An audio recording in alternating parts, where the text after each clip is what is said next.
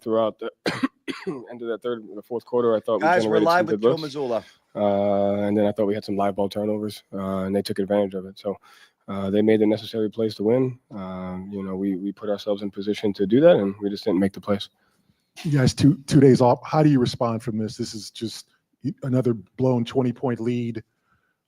Exactly your worst nightmare. How do you come back from this?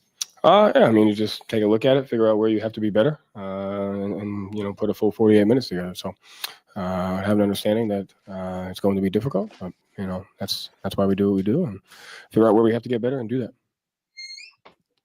Joe, what was the thought process with not calling timeout there with 12 seconds left? I had one left, got a good look on the exact same play 20 seconds earlier, tried to execute the exact same thing. They did a better job of their lower pickup point, and we weren't able to get the advantage that we had on the last Tatum dunk. So good full court setting. They subbed out Towns, weren't able to sub out Brunson, had action there, and we just didn't execute. And then but how much is the time consideration a factor there with 12, like giving yourself a couple cracks at it? If you advance the ball there potentially. Yeah, absolutely. So you don't know that at the point of JT was driving left. Thought he had a good look, saw it at an angle, didn't shoot it, and ran out of time. Joe, just from an emotional standpoint, just how stunning is this for your team? You've come back from a lot of different things over the course of the past couple of years, but kind of where's your mindset at right now after certainly a stunning one? Figure out where we have to be better, watch film tomorrow as a team, and move on to the next game.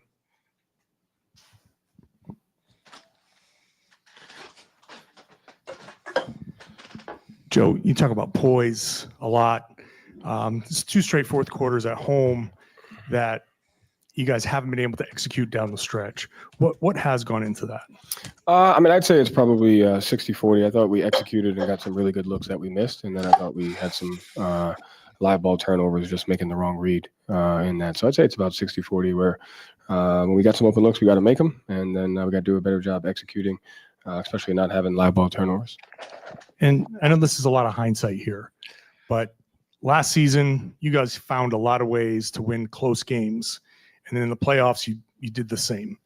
This year, when you had the rough patch, you were finding a lot of ways to lose these tough games. And that habit, for lack of a better word, seems to be coming back. Do you see a correlation there? Was there something from earlier this season where you weren't finishing games off like this that's coming back to bite you now? I think regardless of what time of the year it is, if you don't, when you get the shot, if you don't execute it, and when you have live ball turnovers, you make the necessary plays to be able to win. It puts pressure, and you're playing against a really good offensive team that can generate the same type of shots. And I thought they made them, and we didn't tonight. And you can't turn it over in those situations either. What have they done to force Jason into a couple of inefficient games here, and what does he need to do to combat the way they're defending him? I think game one wasn't inefficient, as I thought he just missed some really good looks. I thought today he passed up some ones that he was able to take. And so, their switchability, their ability to impact shifts definitely impacted him tonight. So, I thought he missed some easy layups in the beginning of the game. I thought he missed a couple there in the third quarter. But, they do a good job. OG Anunoby's a good individual defender, and they have good shifts and help behind. Sure, went behind Hack and Mitch to put them into the bonus, and then they just simply pulled him out and put Anunoby in. He's a plus 21, and he's really effective for them. And that's something that we need to do. We need to do a better job in those minutes. Is be more effective when he's on the floor. What? So plus 19, sorry. So it's just kind of basically getting him off the floor. Like that was the. If you can, yeah. We have to do a better job of offensively attacking him, attacking the team when he's in. And, obviously he poses a threat on the offensive end with his offensive rebounding. So we got to do a better job winning those minutes for, him to be plus 19. He's one of the reasons why they were able to win the game tonight. Similar to that, Joe, do you look at the result there, kind of what follows that and take that into account? Or do you generally kind of feel like that's the right approach in that situation is to get him off the floor and foul him there? What do you mean? Like they go on a run at, Towns goes at right after that and gets a 3-point play. They end up winning the game right after that. Do you see that as related, or do you kind of see? No, it has nothing to do with it. On the 3-point play, there was a pin and screen for Brunson. We just had a miscommunication. He sent 2 at the ball, and then Josh Hart got a layup, and then that led to a Towns offensive rebound. So that those two things don't go together. So you're good with the decision to foul Mitch there? Yeah. He's a plus 19. All their starters were in the negative. Nah, they got him spinning Joe, right now. You stay even killed after losses. Like it's just on the I next at the believe, same Joe, time. Like I no one see you. likes losing. Is there any part of it that like can use that frustration or the anger after a loss to like go into the preparation of the next game, or is it a completely like clean slate after a game like I mean, this? you're down 2-0 heading on the road, so you have an understanding of your environment, what you're up against. There's also obviously a lot of things that we're doing well, but then there's things that we need to be extremely better at in those situations. So, obviously you have an understanding of the environment. You're down 0-2, so we got to get on the road and we got to find a way to win. Joe, you mentioned that Jason was passing up some shots early on. Did you feel like the 63s from game one, or maybe kind of they overcorrected a little bit? And did you feel like anything about the 20-point lead with 4 minutes to play? Like there was a little bit of that looming memory that that lead was blown in game one. Like, did you feel like there was any impact? I don't think so. No, I think he just tries to make the right play or the right read on each and every possession. Joe, on the live ball turnovers and misses in the fourth, do you feel like that's some inefficiency on your group's part, or do you feel like the Knicks are also obviously taking things away and making them difficult? Yeah, I mean, you got to give them credit. They're a well-coached, good team. So, yeah, I mean, I think it's both. I think it's on us. It's on me. Call better plays. It's on them, our guys, to make better reads. And obviously, the Knicks are doing a good job defending us. Joe, the fact that you guys were so terrific on the road this year. Oh, I was And waiting after for this these two one. losses, only the third time in it. You this got it year right where you want him, did well. Joe. Do you take solace in the fact that your team almost has played better? They have played better on the They road have this year. played better. I mean, Almost. just take solace in the fact that we got a chance. We have a challenge ahead of us, and we got a chance to go after it together, and we got to do it. So we don't really have a choice, and just got to figure it out. Obviously, the way these losses transpired, it's unusual to have the two 20-point leads in late in the second half.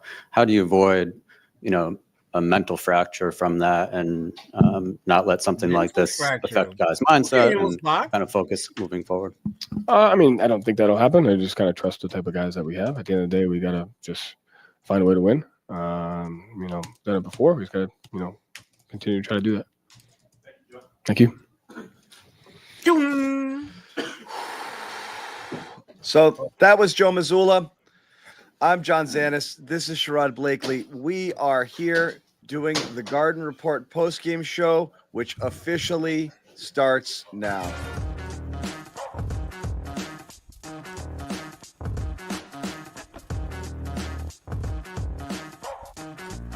Hard Hat's all about showing up to play hard, doing what it takes to win. If you want to cement legacy, win another. He's your third center. You don't want to pump him up too much, but it's hard not to. This is maybe the most I've ever agreed with you.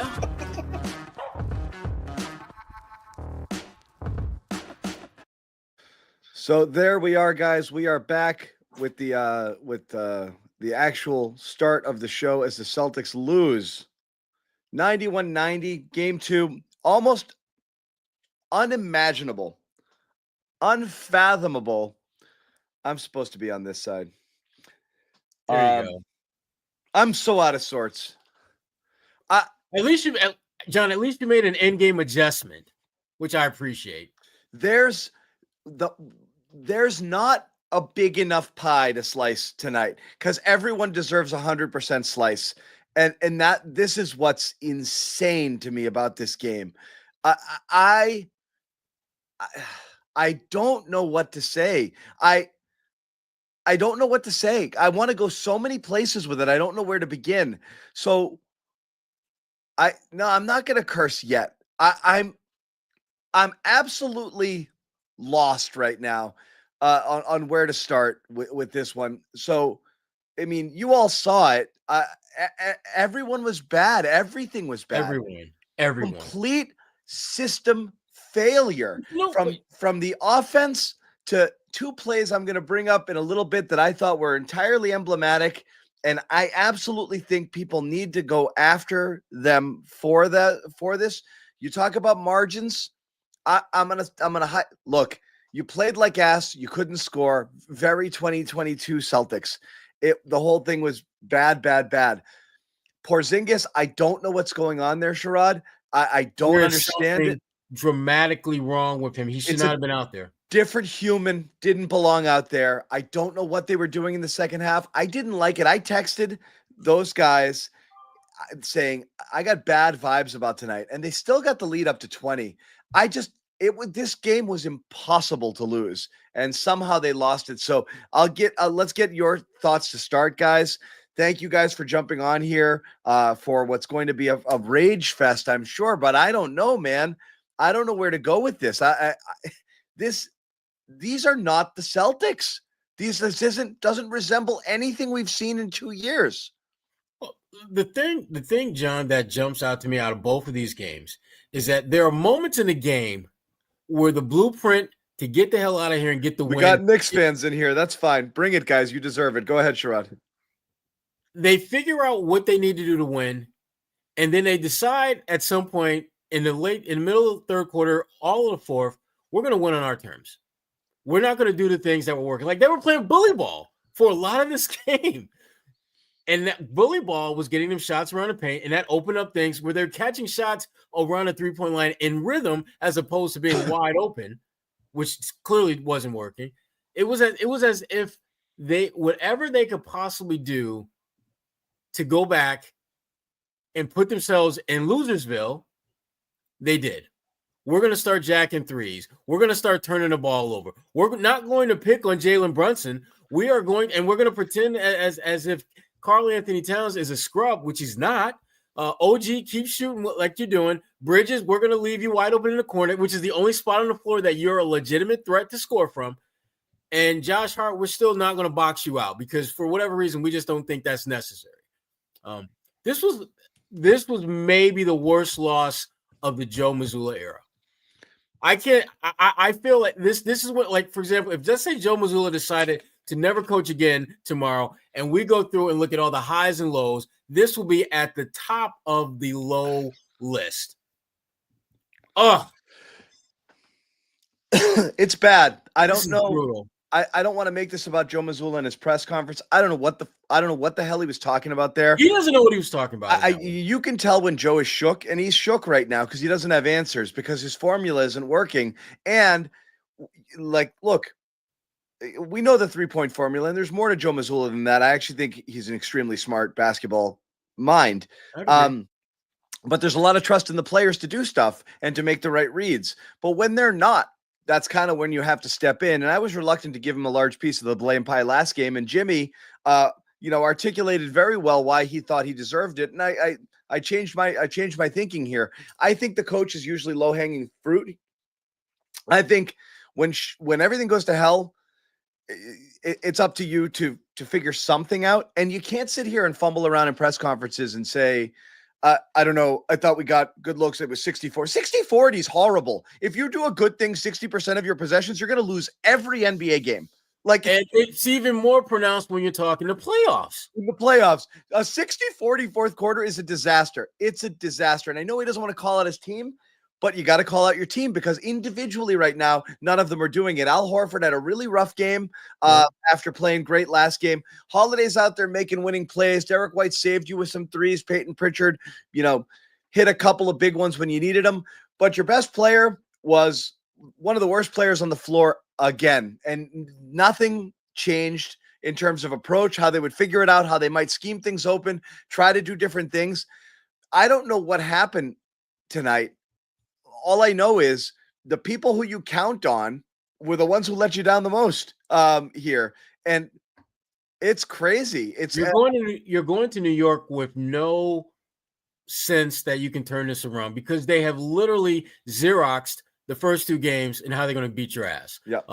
No matter how big your lead is, this New York team is confident that they're going to. And I got to track you down. There's New York Knicks fans in the chat. Guys, we're not impressed. Like, it's you're not like New York's not doing anything great. They're defending well. I think the Celtics are a little bit thrown off by that because they just came off the Orlando series thinking no one's going to defend like this.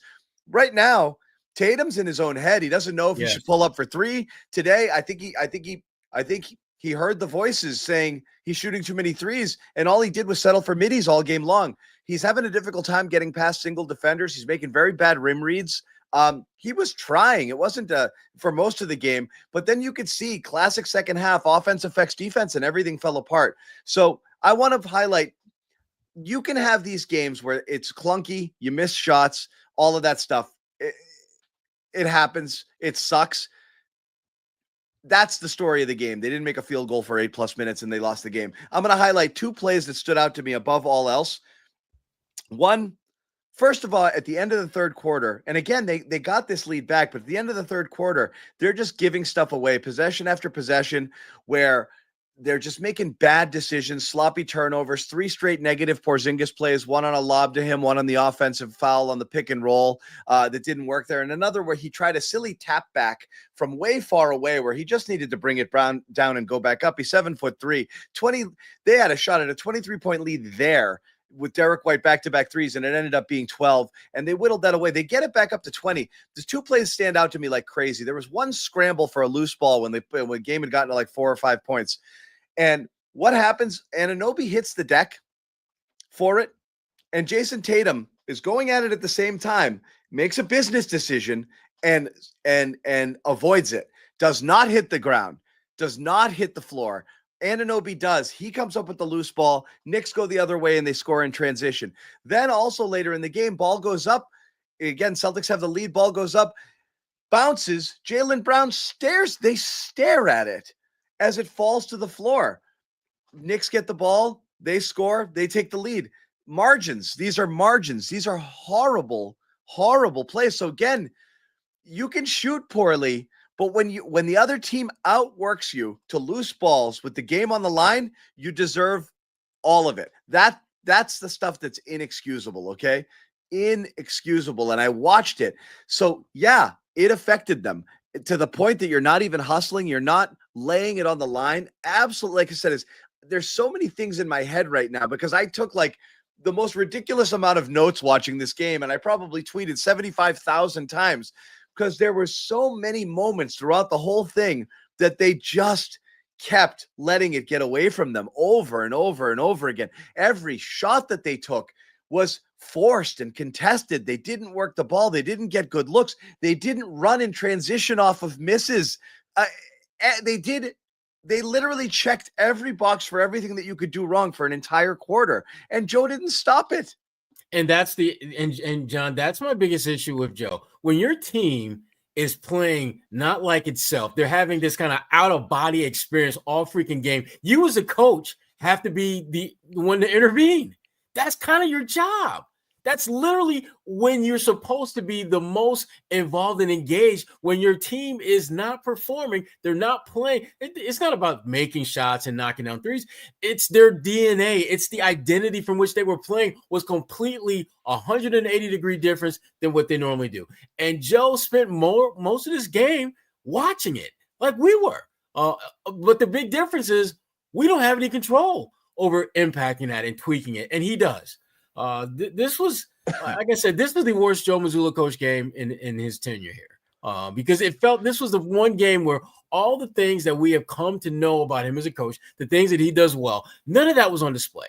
He didn't make any really legitimate in-game adjustments. He did not, frankly, take the pulse of his team and at least make some effort to get them back on track at all. And you're right, John. Most of the time when you have these kind of games, it is overwhelmingly on the players. But again, this was a second straight game where his team played out of character, and a second straight game where you didn't feel, you didn't see, you didn't hear any type of sense of urgency for him to get them out of that space. You can't win another title doing this. Hell, you can't even win a game at this point doing this. You cannot. Yeah, so this is bad. You're down 0-2. You're heading to New York. Obviously, the Celtics have been a great road team, but right now there's just too many things all at once that are a problem. And people are sending me stats here. Celtics first team in the play-by-play era. Yeah, 96 to what? To lose 2 games when leading by 20 points in a single postseason. I mean, all of this stuff. We know it. There's going to be a lot of these first to whatever situations here. Just to give you a heads up what's happening, Jimmy Toscano is going to be joining the show momentarily. We've got a live podium feeding in from Boston, where we're going to hear from more Celtics as they talk about what happened tonight. Noa Dalzell and Bobby Manning are at the Garden right now doing their post-game interviews. They will also join us. Massive audience in here right now.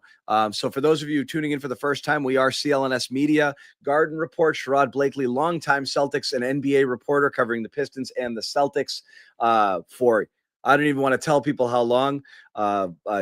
Long time. Sherrod and I worked for the Celtics, sort of worked for the NBC. A portion of us did. At NBC Sports Boston, along with Jimmy Toscano as well. And obviously Bobby and Noa are current beat reporters on the beat. So we're there. Sherrod and I were both at the game. We rushed home because it's easier to do the shows from here. So we had we were there en masse. I was doing pregame. I don't know if you saw it. We did pregame on the street live outside. It was fun. It was fun. A quick shout out before we get moving. I want to tell everybody about our sponsor here at the Garden Report, and that's Prize Picks, #1 daily fantasy sports app in all of North America. Put your sports opinions to work here. Pick more, pick less on 2 or more players.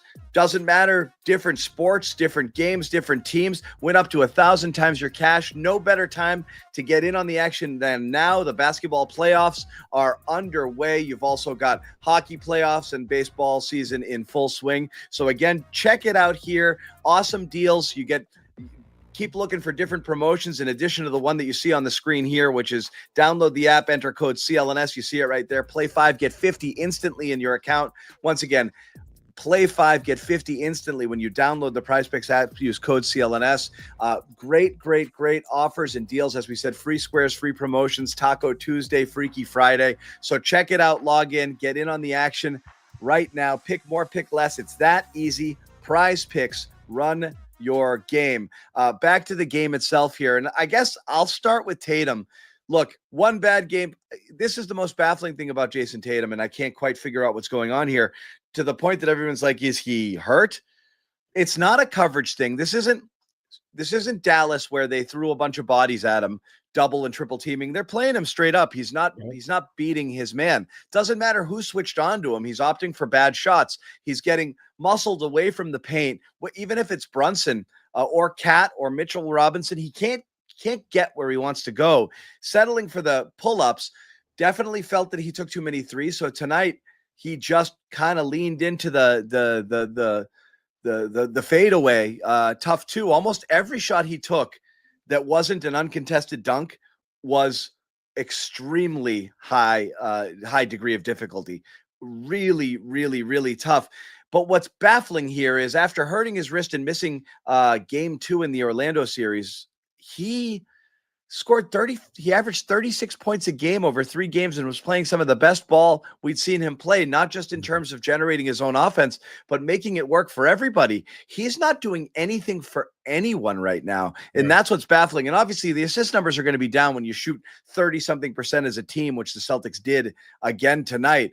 But I don't know what I'm missing here. This isn't like a lower body injury or something that's affecting him. We know that the wrist thing had happened and he seemed fine. I don't know if that's flaring up or he's just playing badly right now. Yeah, it feels, just watching him play and watching him move, that he's just in a mental lull right now. Where just for whatever reason, he's just not mentally processing the game to make the right play, make the right decision. Hi, Jimmy. Be the impact player that he's in Jason Tatum shooting from 3 mode there. Jimmy's coming up with he's doing a merch plug right out of the gate. He's 25. No, this isn't a merch plug. This is how I feel right now. I cannot watch this team. I cannot watch this performance. I got to put the sleep mask on and I wish I could just go in a REM stage right now. Jimmy, the game is over. The game is over. I'm going to be staring at the ceiling for the next 6 hours tonight once this show is over, because I'm so damn dumbfounded, confused, flabbergasted, annoyed, angry, frustrated. That's pretty good, homeschool. I could keep going. How many synonyms do I need to give to explain how damn disappointed? I'm not angry. I'm disappointed. Oh, That's those are the killer words. No, I'm Except angry. I'm angry too, so it's actually worse. It's actually worse. We're 25 minutes in, and again, apologies for being a little bit late, but I was tuning into you guys as I scrambled to get up here in time. And co-sign a lot of things what you guys have to say, and I know that you've gone on about Tatum, rightfully so. This is Tatum's opportunity, right? I mean, this was his chance to shut up the rest of the NBA world, the rest of, basketball Twitter, the haters, the doubters, the people who were laughing at him after he won a championship and after he made Team USA. But unfortunately, it's just getting worse and worse and worse for this guy. Every time he makes the playoffs, his legacy gets worse. I don't know what it is, but tonight was just unacceptable. Another word, unacceptable. Against a Knicks team that is not known, certainly not known for their defense, not in the way the Magic were. And you score, 90 points? What was the final? 90? 91? I mean, 91, 90, yeah. What are we even talking about at this point in the season? This is a completely different team. And I know that they're a little bit banged up, and Jaylen Brown can't save the day like he did on numerous occasions last year for the Celtics team, especially in the playoffs. But Jason Tatum, if he's player A and he's the alpha and he's the superstar and he's, Sherrod likes to say, call him top 5 Tatum. This is the time this when isn't you even have top 55 Tatum. No, not even close. But this is when legends are made, not in the regular season, not the MVP. The MVP means nothing if you go out in the playoffs and you get knocked out or you don't show up and this is where legacies are born. This is what people care about. This is what the fans care about. This is why we have so many people in the chat right now or on the show watching right now, is because the playoffs matter. 82 games, John and Sherrod. We sat here and we tried to find things to talk about, and we tried to find things to care about and to get mad about and to be happy about. But we all knew that the only thing that really mattered is what team was going to show up in the playoffs. We didn't have a lot of concerns in the regular season, even though they dipped pretty heavily right around January. We said none of it matters. All that matters is who shows up in the playoffs. They got to just get healthy. They're the only team that can beat themselves. Well, what are they doing? They're beating themselves, right? You can't tell me. I'll give the Knicks some credit. I know we have a lot of Knicks fans in here. And the Knicks deserve credit. They were written off before the series even started. Bobby had him in a sweep. I think Bobby had him in 3 games, actually. A lot of people did. And so I'm giving them credit, but I'm also not going to say that the Knicks have any business being up 2-0 on the Celtics team. The Celtics are a lot of this they're doing to themselves. If you go up 20 points like they have in both games now, this is now a you problem if you can't figure out a way to close these guys out. Yeah. So, well said. Welcome, Jimmy Toscano, to the show. And thank you guys. And by the way, sleep masks are for sale. We'll get to that in a little bit. We got 3,500 people here on YouTube hanging out, which is incredible. A ton of super chats coming in as well.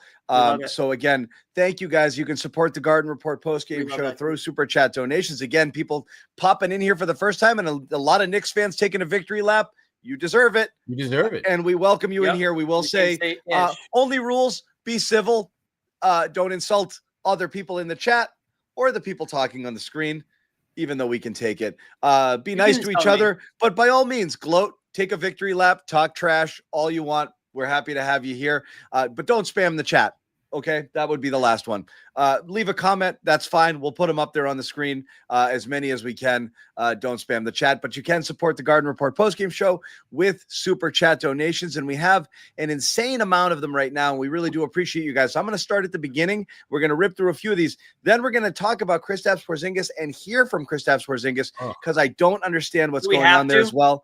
We have to because we have to know. I'm tired of this guy. Goat. What do I have to do to get Tatum off the team? Just tell me, I'll do it. Might be an overreaction, Goat. Wow. Who's that? Noah's burner? Yeah. Oh, yeah. Noah does hate Tatum. Can we agree that Joe doesn't have set plays? It's the same set every time. No movement, no play to get an easy bucket.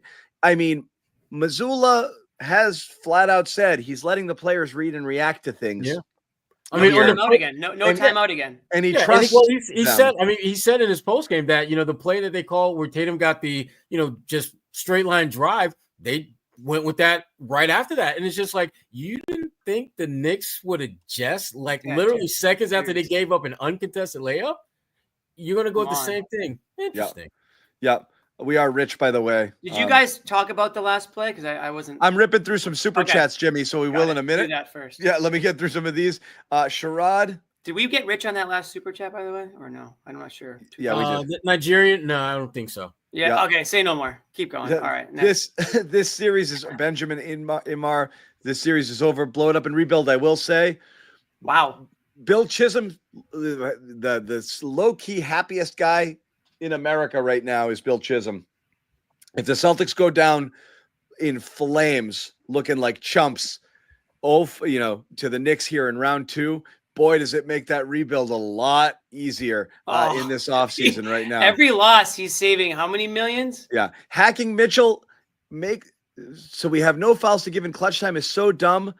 Why are we afraid of the guy's trash? This might have been, maybe there's something I'm missing that I'll find out after and regret this take. But honestly, not only one of the dumber decisions I can remember, but also one of the dumber explanations from Joe Mazzulla saying they did it to get him off the court. They gave 2 fouls away to Mitchell just to have him subbed out. And Tibbs is like, thanks. And then you foul Brunson on the last possession of the game. And they're in the bonus for the rest. And they're in the bonus. So I mean, that's a like fire him up, like come up to my office and give me your gun and badge. You're no longer on the force sort of thing. So that to me is incredible. Rolland 24. Imagine Joe coaching Shaq. I'm sure you just tell him you're open, go for it. Good shot. Again, Brad, I'll tell you this, guys, because people do forget it. That was Brad Stevens' philosophy, too. While we sat here and screamed about players who can't shooting, like Marcus Smart taking 10 threes in a game. And his philosophy was, I don't ever want to tell a guy not to shoot it because then he's not going to have confidence when we need him to shoot it. So this isn't got to be a way to this isn't faith in the Celtics to shoot. It's faith in them to make the right decision. And they have the green light to shoot all the time. That's what he's empowered them to do. There's a difference between being a coach and being an enabler, John. Yeah. You're right. C's deserved this. Pet peeves, too many Knicks fans at the game. There were quite a few. And TNT uses Knicks announcers. C's got fouled when they attacked the hoops down the stretch. Those are lots of thoughts. You got your money's worth on that one, actually. Wow. Too many Knicks fans at the game. Well, Celtics fans are selling their tickets. Yeah. Simple as that. Exactly. Where are the ticket holders at? Yeah. This has Brian Defayette. Absolutely 2023 feels. Wouldn't you guys agree? Yes. Yes, spot on. Oof. Spot on. Shivers down my spine when you said that. Yeah. Up 20, both games in the third. Game 1, not enough. No cap 757, in my opinion, has a lot to do with the Shams thing that they're breaking up the team. No. Personally, I think Shams hadn't come up with anything in a while, and they said we need something, so he just manufactured the story that we already knew. People are saying that the Celtics, who have a $280 million tax bill, might have to move some players. We know that. I don't put a lot of stake in this. This was frustrating as hell. Listen, these guys, they're professionals. They have to block out that stuff. So I don't buy that. Yeah. But thank you for super chat. Yep. Zach P. Yeah.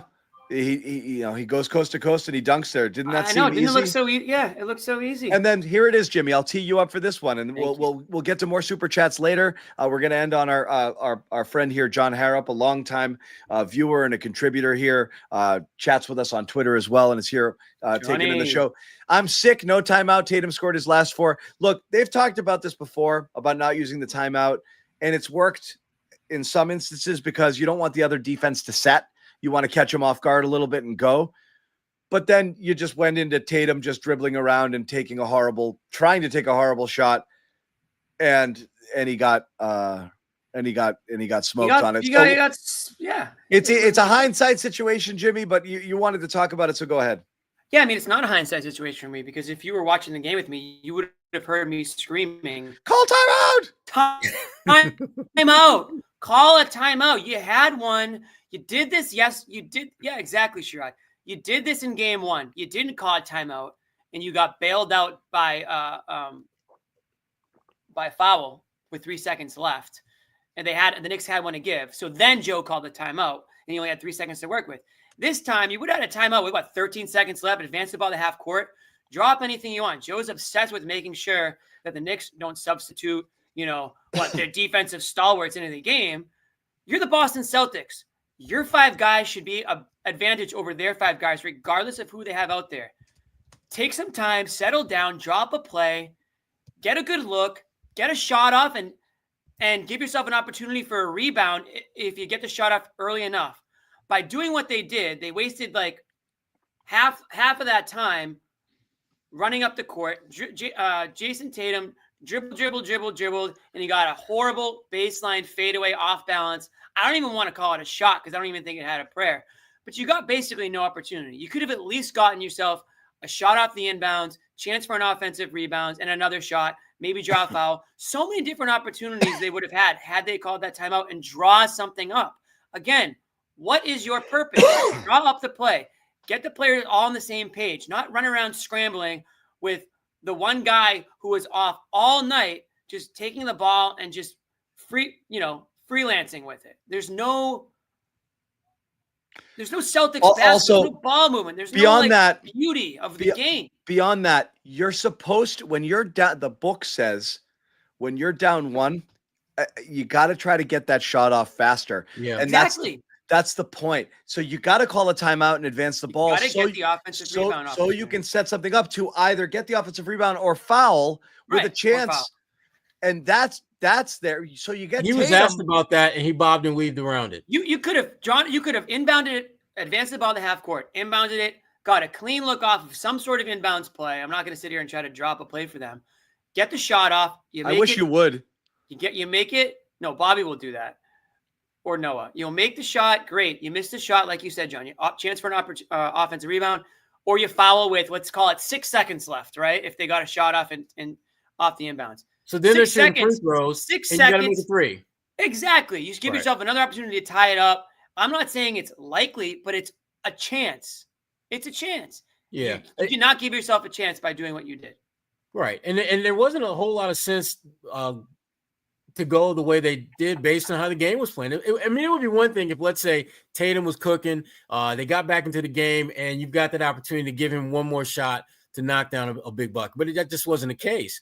He had the straight line drive, but that was one of the few complete, total New York Knicks mental breakdowns defensively all game. And so you could not possibly have thought that you were going to get that same straight line drive to the basket right after that, and yet they did think that. I just don't get. I don't get the thought process that went in this game, particularly down the stretch. You play bully ball in the first half. You get shots around the rim. You get some good looks from 3-point range, and then you just decide, okay, that was nice for the first half. We're going to go back to what we did in game one. To this comment here, I have nothing but respect for OG. I think he's great physical defender. He's got Tatum shook. He can't. And nobody talked about him going in. He can't get around him. You know what happened? Because Tatum cooked both wings. Also, I mean, OG was, I don't know if he played in every game, but I mean, Bridges missed one of them. Bridges didn't show out on defense in any of the matchups really against these guys, and that's one of the reasons that they got him is they needed extra wings specifically to contend with the Celtics. It's working right now. They got again Brown. I don't know if you call him limited or not. In the first half, he looked explosive, and then in the second half, every single time his left hand touched the ball, it went to the Knicks. We're going to hear from Jaylen Brown right now. Questions. Jaylen, with the way these first two games unfolded and now going back to New York down 2-0, what will you guys lean on as you try to turn this series around? Each other. It's an opportunity to show what we made of. Obviously, we wouldn't like to be in this position, but we're here now, so we got to respond. Jaylen. 20, but when Brunson hits the second free throw, were you surprised you guys didn't call a timeout? And then you still had the timeout when Jason looks like he was stopped in the drive. Yeah, I mean, that's just how the game went, I guess. They made a tough defensive read at the end. And, yeah, we just wasn't able to convert in the fourth quarter. That's what it came down to. Our defense, I thought, was great. We had physicality. We had energy on defense. Our offense let us down. Jaylen, you guys are the defending champs. These are the games you're supposed to. You're up 20. You're up 12 with 6 minutes to go, you go 8.5 minutes or so without scoring a basket. I hate to say it, but like you guys are supposed to find ways to score. These are the moments that they're the ones that look like they're playing with the poise, and you guys aren't. He's getting And scolded. why that's happened now 2 games in a row at home. I'm not sure.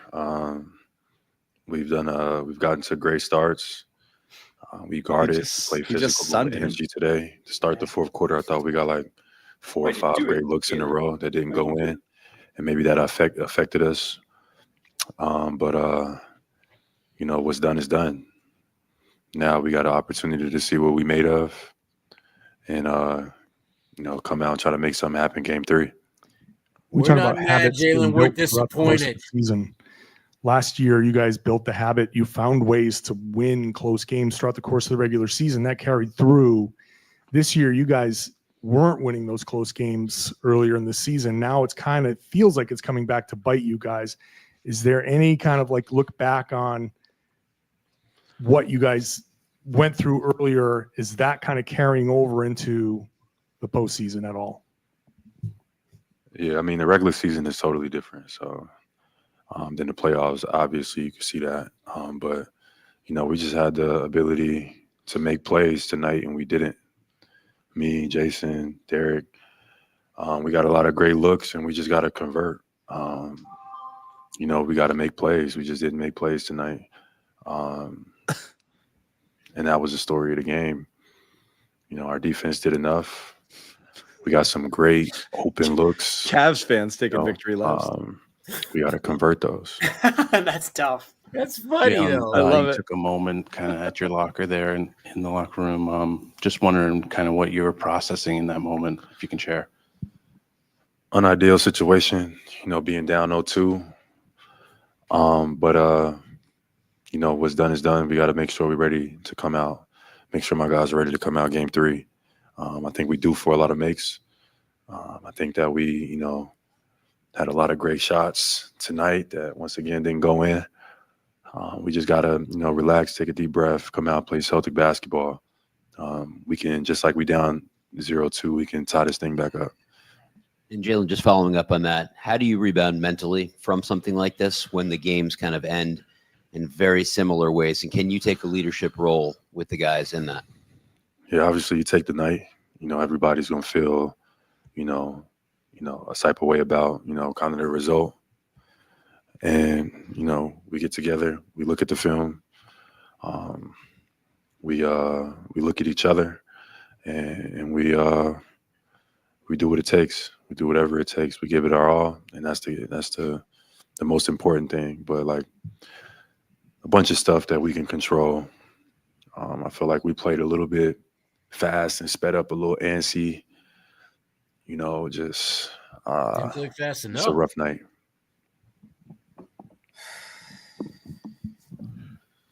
He looks in serious pain, y'all. Looks like Just the me. last 6 minutes. It seems like there's kind of an I'm in moment, pain. especially when then here comes Brunson and they're closing out games and he's a closer. I mean, how do you kind of avoid that happening again, where you're just looking from behind? You're turning your head and looking at them trying to catch you as opposed to just trying to finish the race. Yeah, I mean, just play basketball. That's it. That was it. Just convert. I felt like we got some great looks, at times, just be poised, take a deep breath, and just go out there and do what we're supposed to do. We got to be better to close games, and we got to learn and respond fast. So that's the key. Shift your mentality, shift your focus. What's in the past is over with. Let it sting a little bit, and then do whatever it takes, game 3. Jalen, just kind of off of that, you guys have faced a lot of challenges over the last several years as a group. Even going further back with that, this might be your biggest challenge. What are some of the characteristics you like about this group that tells you can get right back into this series? Yeah, resiliency, toughness. We got a great group that has stayed together through it all. So these are the moments where we need to show our resiliency. We need to show our toughness, our mental toughness. because we can get back in this thing, no question. Obviously, being down 0-2, it sucks. But we got a great group, and if I had to select any guys that can get it done, it's the group. It's the group that we have in our locker room. We just got to come out, be a little bit more poised, take a deep breath, convert our opportunities. We missed layups, easy baskets, you know what I mean, and take advantage. 2 games, we up 20 points. Somehow end up not with wins. It's inexcusable, but we're gonna learn from it. We're gonna respond. Great. The past 2 years, you guys have been really good at leaving the past in the past and not letting it affect the future. But at the same time, like you just said, like you lose 2 games, like there's some sort of natural frustration that might seep in. Is there any way to like harness that and put it in, or is it completely just the same mentality of leaving the past? Like, what's that sort of balance? I know you mentioned guys processing things differently, but like as a team, you definitely it should sting. Let it sting. Let it sting for the night, and then tomorrow's a new day. You move forward. Short-term memory. Going into a tough New York environment, we don't have time to dwell on the past. The next focus is Game 3, so let's do it. That was Jaylen Brown. Let's see if he's limping a little bit. I can't tell. We'll ask the guys down there what's going on. Anyway, Brown accountable as usual, and that's that. As the whatever. You Great. What's look accountable really going to get uncomfortable you? up there. Nothing Is really. accountable going to get you a win? Yeah. Just take a deep Be breath, accountable on Jimmy. the court. Be accountable on the court. Yeah, accountable, and $6 gets you a cafe latte.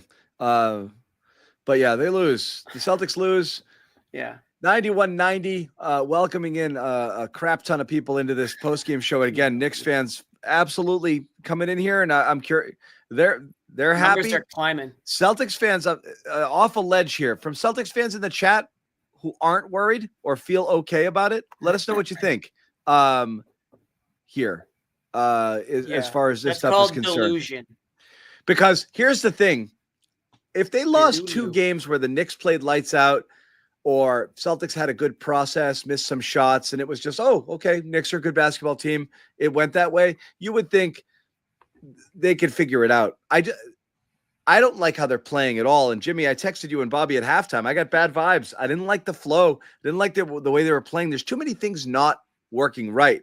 And that includes Tatum struggling or being taken off his game by the Knicks defenders, not able to beat anybody off the dribble or get to his spots or get the type of shot that he's looking for, resorting to high degree of difficulty stuff. Even in game 1 where he hit his shots early, they were all contested. He just hit them. So that wasn't great. Brown came out great to start tonight. I thought he might save them because he legitimately looked like he had a little bit more spring and a little bit more bounce, and he was embracing the physicality, which was important because they didn't do that. And Sherrod's texting me during the game, paint touches. They were getting some good looks because they were getting the ball into the paint a little bit, which they didn't really do at all, certainly in the second half of last game.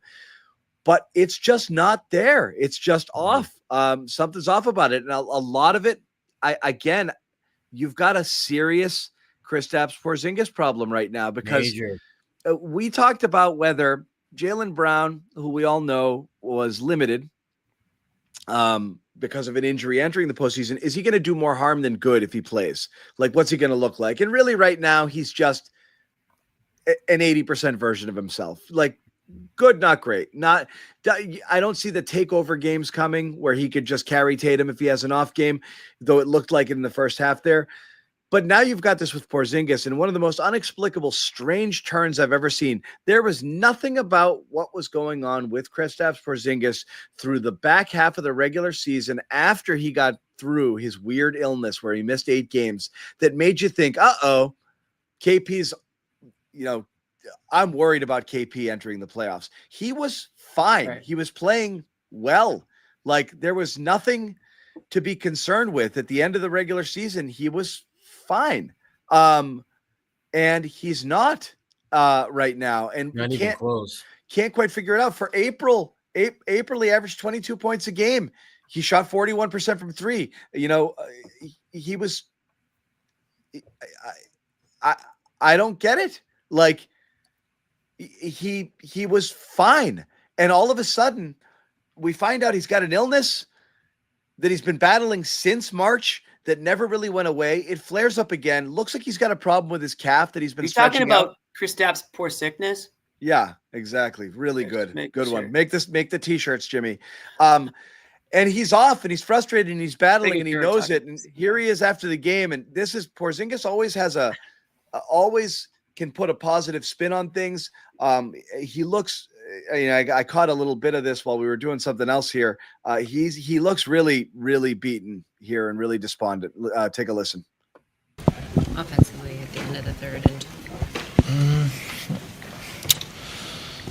I don't know. We just Oh my God. didn't get the best looks maybe. We did have some open ones also. But again, we didn't shoot up to our level from the three again. And you could see by how low the was in the game. Just at the end, it's almost a gamble if the game is that close, and just didn't go our way. What happened in the game one? After the come there, what were you feeling out there that night, and was it similar to me? Yeah, I'm dealing with some, I don't know how to call it, but I'm just not feeling my best. I'm not feeling my best at all, but it's just it kills me inside that it's happening in this moment, and I have what I'm super appreciative about is about the support that I have in the inside, also probably from the fans, but especially here inside the organization, in this tough moment for me, to not be able to be with you guys, it's not no injury or nothing, but just not feeling my best, and it's tough for me honestly, but who cares? We still nobody feels sorry for us, sorry for me, and we have to keep going. Is it related to the previous illness? Probably. Yeah. I've had ups and downs throughout, up until this point. Just now had a big crash. Now my energy, my everything hasn't been good, but who cares? And I have to look forward, and it will get better from this point on. ¿Qué hecho también este equipo de Knicks que les ha complicado cerrar los juegos? La verdad que se nos complicó. Good question. Similarly, I would say, just I don't have the answer. Honestly, I don't have the answer. Just a little bit of execution here and there. Some couple missed shots here and there. A couple things go their way, and it just adds up, and it's this result. It's gonna be, I'm gonna probably look at it, and again, we analyze how we could have done a better job, but. It's just all throughout the game. We could have probably shot the ball better, did this better, and then we pull away even more and hung around and similar results. So it sucks really bad right now, but we got a lot of basketball to play, and let's see where this goes. All right, we're back. Kristaps Porzingis there, admitting that something's not great, and he's powering through it. Jimmy questioned his toughness for coming out and not playing in game 3. I will say, Jimmy, he probably game 1 rather. I will say, Jimmy, that he probably shouldn't have come back in the game in game 1. He probably shouldn't have played tonight. It's pretty clear. Yeah. I mean, I'll, if I had a hard hat on tonight, I'd tip my cap to him. I'd hit the hard hat for him, but for, playing through whatever he's got going on. By the way, shout out to my mom. That was my mom's nickname. So poor sickness, but we'll still make the t-shirts. But they called her that? No, that's she. I know. I'm just kidding. Yeah. No, she'd play through anything. She'd play through it. I'll tell you that right now, knowing my mom. But I'll say this about Porzingis. I don't like commenting on what somebody's going through. If all joking aside, a sickness or an illness, I don't want something to come out later and feel like a jerk about it.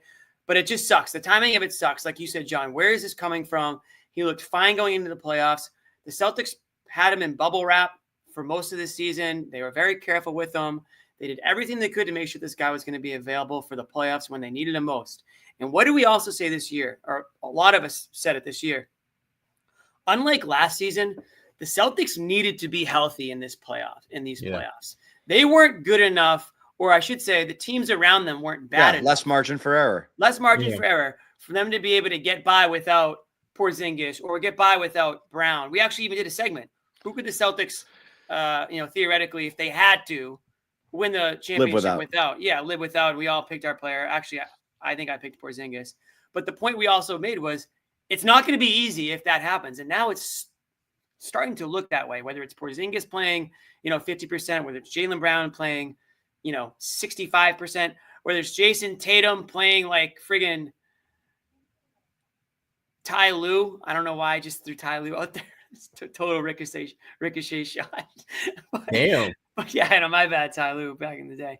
But That's point I'm trying to family make is, too. yeah, I know. These guys are not the Celtics that we've been watching all this regular season, and I can't tell you why. But I'm not going to credit the Knicks for all of it.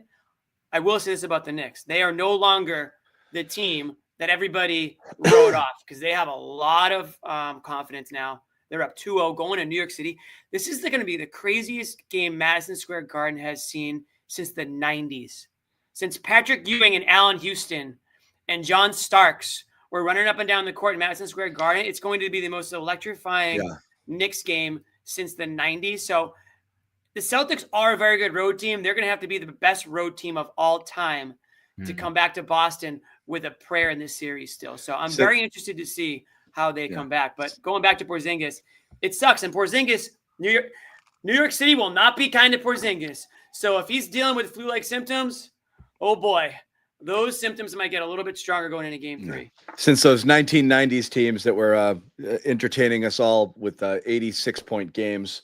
Well, geez, so are these guys practically. I know. They're really, it's the spirit of the New York Knicks is alive and well in this one. But yeah, MSG is going to be wild. It's going to be a crazy, crazy environment there. So we'll see what happens. For sure, but yeah, we'll see what shows up. Celtics can't win at home. They're the worst home team I've ever seen in my life. Oh my God. Apparently there was a fire alarm. At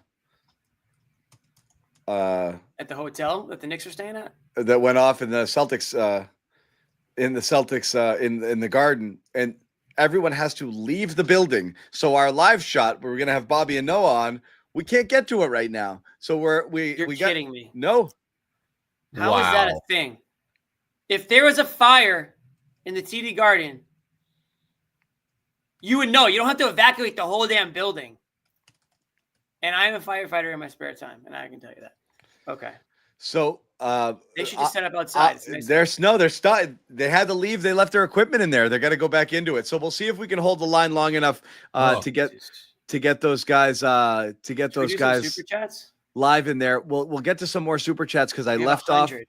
We have a lot. Colin McCall, if Celtics not hungry this year, well, I don't know, but they better be ready for blame. There's a reason why the last X amount of champs have gone out in the second round. I don't know if it's lack of hunger. Sometimes it's fatigue. You have 3 of these guys who played in the Olympics, so you had a really long offseason. You've got a couple of injuries now. Again, not excuses, just things that are going on. You see why it's hard to repeat. It's hard to repeat. And again, I don't think it has anything to do with hunger. I just think they're playing like ass right now. I will say, though, those 2 plays I talked about that I'm going to bring up again later did show a little bit of lack of hunger here from Tatum. Specifically not diving on the floor for a loose ball in a critical moment in the game. That's one of the most inexcusable moments from him I can remember. People want to defend every single thing that he does. He does so much. That's fine. He sucks right now. He sucked in these 2 games. He looks totally lost. He's hurting the team. He's not stepping up when they need him. And he just sat there and watched the ball hit the floor while a Knick dove. And then he did nothing, rolled over him, fell to the ground anyway. Knicks broke out in transition, 5-on-4 with Tatum just laying on his back. So he didn't even make the effort, but he fell down anyway. Brutal play. Rolland, 24. They did not shoot from 3 this year like last. That is absolutely right. It was volume, but not the same percentage. They were a better overall team. However, in the second half of the year, they shot pretty much like they shot all of last year. So they did figure that out. Their second half 3-pointers, they went from about 13th in the league to 6th or 7th overall. I can't remember where they someone's telling me there's an actual fire. Oh shit. I take back what I said. I knew that was going to happen. It's the one time where there's actually a fire when the fire alarms go off. All our equipment is in there, so I guess safety first. But I also hope we're There's a insured. fire. I don't know. I'm getting bad bad reports from there. It's probably a dumpster. It's the dumpster fire that you just watched on TV for 3 An hours. actual the first theory was Tatum pulled the fire alarm so he wouldn't have to talk. But now there's a fire. Doc Corey, Bobby is not allowed to make any more predictions. Cosign. Yeah, Cosign Bobby had- there. Bobby had Celtics before. Doubling up here. There Yeah. you go. Yep. Not allowed. Miami series all over again. Feels a lot like it, right? It does. Unrecognizable team here. Yeah, it does. Brunson is Butler. This, I think, is tongue in cheek. What about his playmaking? We can't expect him to hit shots while he's playmaking. I get it. G. Morlowski, same By the exact game. I love this team, but holy crap. No killer mentality. They need to try harder. When up, not rest. Please get someone in there to work on their minds. Help me, John. I don't know how to help you, but I'm with you. I am. I think this guy last game said they need a psychologist on the team, and you said they don't. But I think G. Morlowski might be right. They need a shrink. They need to lay out on the couch, get it all out there, let the shrink go to work. It might be mental. It honestly might be mental with this team. You go up 20 and all of a sudden they freeze and they start. I don't know. They choking away the game. Choking away the game. Stop executing the way like that. They just need to play, and it's just, it's so frustrating. The other super chat said, John, he said that green teamers were gaslighting about the 3-point shooting this year. What does he mean? It was the comment you read before. He's saying that the Celtics were never a really good 3-point shooting team, but green teamers gaslit us when we used to, if we criticized them for the 3-point shooting, green teamers would gaslight. Well, meaning, look, this meaning was they would make you feel like no. This was a problem during the bad stretch where we're like, because that was the problem. You reached a point where you looked around before they got it, when they went in that little January, February swoon, and you looked around. Yeah. And all the percentages were terrible. Holidays was bad, well below what it was, the year before. Brown and Tatum were in the toilet with their 3-point percentage. Brown never really fully recovered there, all season long. So you had volume, but these guys weren't shooting even, and then, you really only had Pritchard who was shooting at or above his clip, and White. And yeah, it wasn't the same. They weren't knocking him down in the same way. And again, we joked about it last year when Golden State let Jalen shoot threes. I would do that all game long. I mean, 100% right now. I would dare these guys to beat me the way that it's going. 2023 Celtics, and that's not good.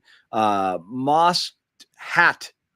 Why are the Jays still not able to play off each other? 2 perennial all-stars can't figure out how to play in crunch time. Look, this is always the way, right? This is how they play. They just it's not going to change now. You get this is how the team is designed to play. You get a matchup and you go to work. And then what happens. That's who they are. It's not that, it just is. And it's a drive and kick, or it's a whatever you can figure out off of that or make the right reads. But it has nothing to do with one guy versus the other guy. And then I'll ask it to this, and we'll get to some more of these later. We got to stop the BS. This is a Joe thing. Seriously. Jimmy, you are the one person that gave a huge slice of blame pie to Joe Mazzulla. Nobody wanted to touch it. Well, nobody wanted to touch it. It's not that I'm afraid to criticize Joe. I tend to agree with what Noah had said. It's low hanging fruit. It's easy to say, fix it. I always not what I said. And I always give the biggest slice to the players because they're the ones out there. Figure it out or go home, But this was bad, obvious, bad, like bad decisions, bad everything. A lot of bad. Yeah, I mean, again, and this is when coaching matters more than ever in the playoffs, when it becomes a bit of a chess match, right? You've got the same team, game after game. Adjustments need to be made. Both sides are looking at the same film and figuring out what they need to do differently to adjust, whether they're building off of success or failure. Adjustments need to be made in some capacity. I'm seeing a lot of the similar things with this Celtics team in game 2 that I saw in game 1, all the way down to the freestyling at the end of the game that went absolutely nowhere. There's no direction. There doesn't seem to be much order. There's no cohesiveness. There's no ball movement. There's no leadership. There's no, like, just call the timeout and regroup. Get the guys on the same page. Get the boys going. You know what I mean? There's none of that. It feels like every player is out there in one player mode. There's none of that team basketball that we have seen at points this year when the ball was whipping around and we're making the extra pass. They were getting open looks. I'm just not seeing that right now, and I don't know why exactly.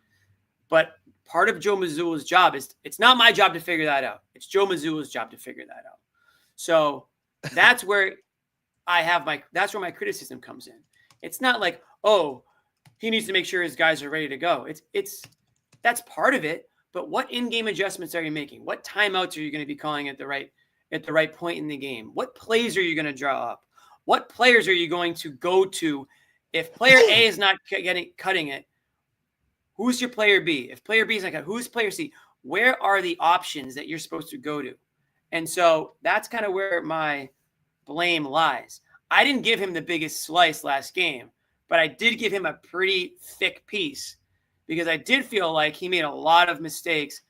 I didn't like a lot of the decision-making that he made, all the way starting with, I don't even really want to go back to game one, but you could briefly say his decision-making with Pritchard, his decision-making with Hauser, waiting to go with him in the second half, not calling a timeout down the stretch, having no plays drawn up, just the volume of three-pointers and lack of any field goals being taken inside the three-point line. Yeah, they changed that a little bit tonight. They didn't take 63s. They took 40, and they did take more two-pointers. Tatum only took, 5 threes? So he almost went too far in the wrong direction.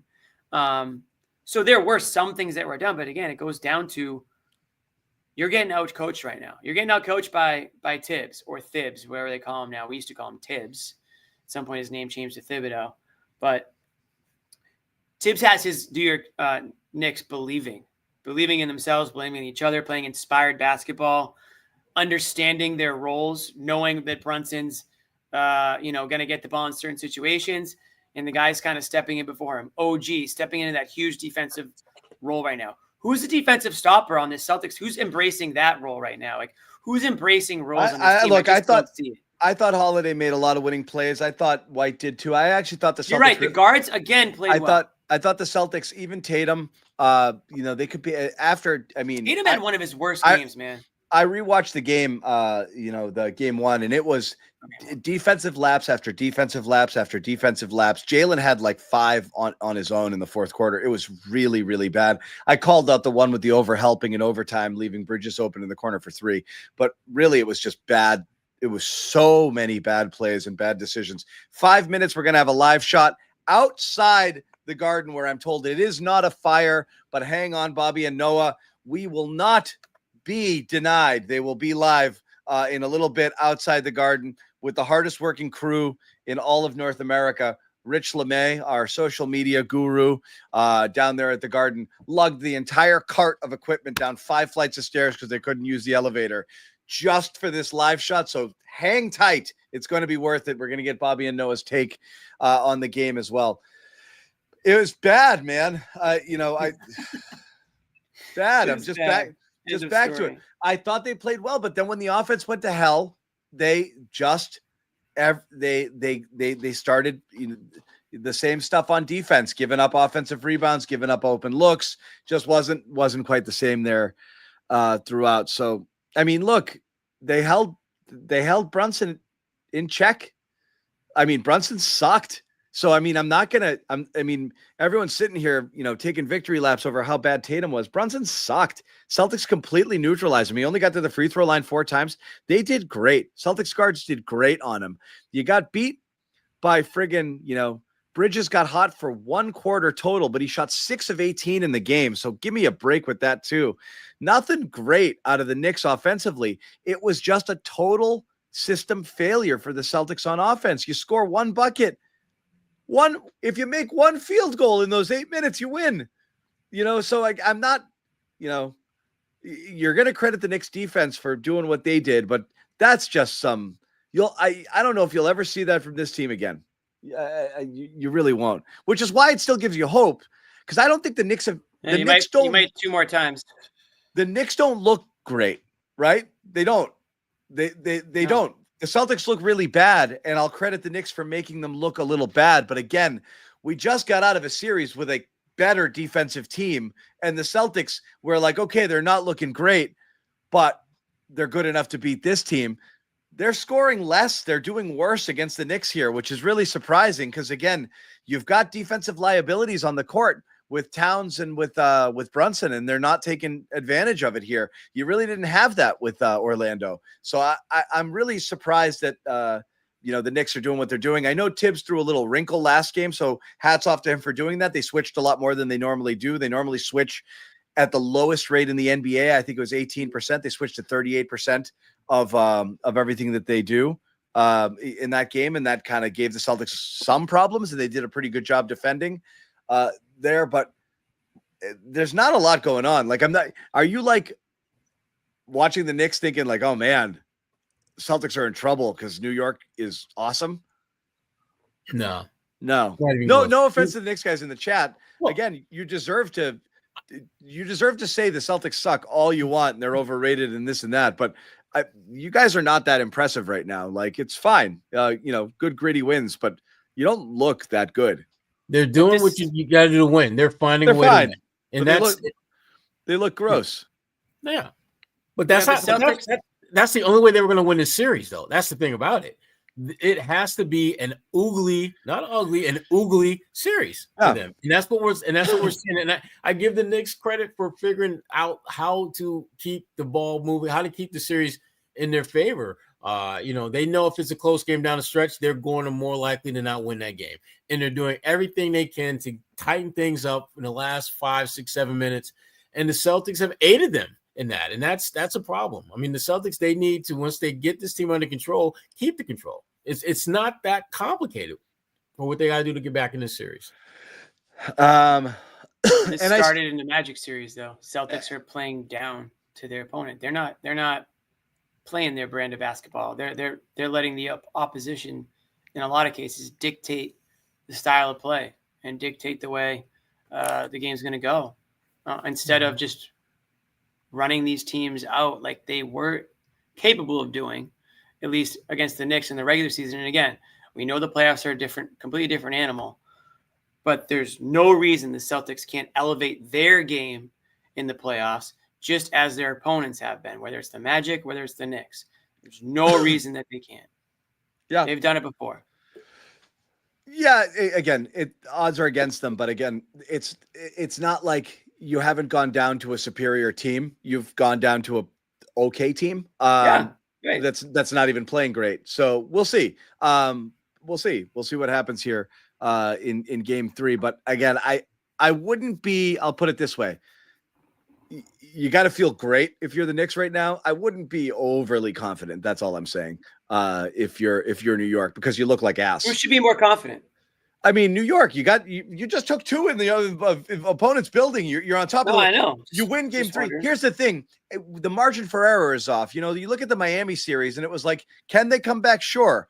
But all you need is that one shooting variance game where they go off and drain everything. And then that's a third. And then you got to play it perfect. So like Knicks catch fire. They go absolutely bananas in a game or 2. The series is over. You can't withstand those.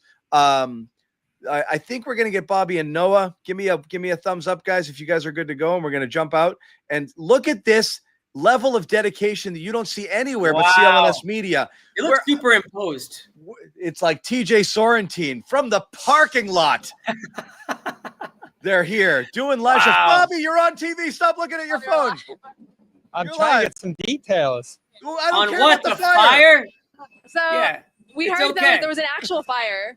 A couple months ago, this happened where there was a siren post game, but they just had us go through it and like just had press conferences. But this time they immediately came in and was like, everybody get out of here. We're done for the night. Players, it was like Josh Hart was walking in the hall trying to figure out how to get out. All the reporters, like literally everybody in the building. And we were all just standing here until a minute ago. And then everybody just left. So it's just us now. Hi, guys. And that was talking fire. Okay, let's talk about the dumpster fire that we just Bobby, Talking fire, yeah. Bobby, I don't care about the fire. I second. I co-sign John. I do not care about the fire. I don't care about the fire. I care about your thoughts on the game. It's still not the most shocking thing that happened in this evening. That's for sure. Start. Go. I was stunned. The fact that I paid out to go here. Not as many threes, not as much settling, but bad turnovers, offensive rebounds allowed, the just complete breakdown of the management of the lead between the third and fourth quarters. I mean, it's hard to compartmentalize it all like on the spot here, but I keep going back to that decision to foul Mitchell Robinson. I couldn't believe it. What am I missing? Yesterday. I don't know why they did it because it didn't work in the other game. This game, it put the Knicks into the bonus. It slowed the game to a halt. Towns goes right at Horford on the next possession and gets an and one. I don't understand it. I really don't. Like, why are you making such a desperate move to get a guy off the floor who's the sixth man on that team, who really wasn't making that much of an impact? I know they got back into the game a little bit, but it wasn't through Robinson. Putting Horford in some foul trouble, changing the lineups for yourself too at that point. Like, it just felt like you were losing and you had to do something like that, and they were winning. It completely changed the game on the spot. That felt to you like an inflection point in this game? Yeah, it stopped the game. It grinded it to a halt. The Knicks were thrilled. They sent OG to the scorer's table and then just home the wait there until the Celtics fouled again because they knew exactly what the Celtics were doing. Horford picks up the foul. They make the sub. And then again, Towns is lined up with Horford at that point, goes right at him, had mostly dominated him for a lot of this game, and gets an and one over him. So I just didn't understand it. Did it decide the game? No, but it just wasn't a smart thing to do at the moment. And I felt like it was distracting, and it just completely stopped the flow of the game for them. I'll just say, I didn't really get the decision. I didn't really get Joe's rationale. I didn't feel like it had much to do with what happened here personally in this game. What I felt would happen was when they got up by 20 with 4 minutes to go, just mirror of what happened the night, 2 nights ago. You could tell that they were thinking about how they collapsed 2 nights prior. And you looked over on the Knicks side and nobody was demoralized. They weren't discouraged. They looked at each other like, let's run this back. And we just saw the most uptight Celtics basketball team that we've seen over the last 2 seasons. I mean, probably 23 is the last time you've seen a team play that uptight, but they had no poise, no joy during that stretch. And at one point they hit 3 threes in a row, the Knicks did. And it really felt like they were down by 20. And it was like, you're still up by 12. Like, it's normal to be up by 20 and have a little run. But I felt like they were looking at themselves like, we're doing this again.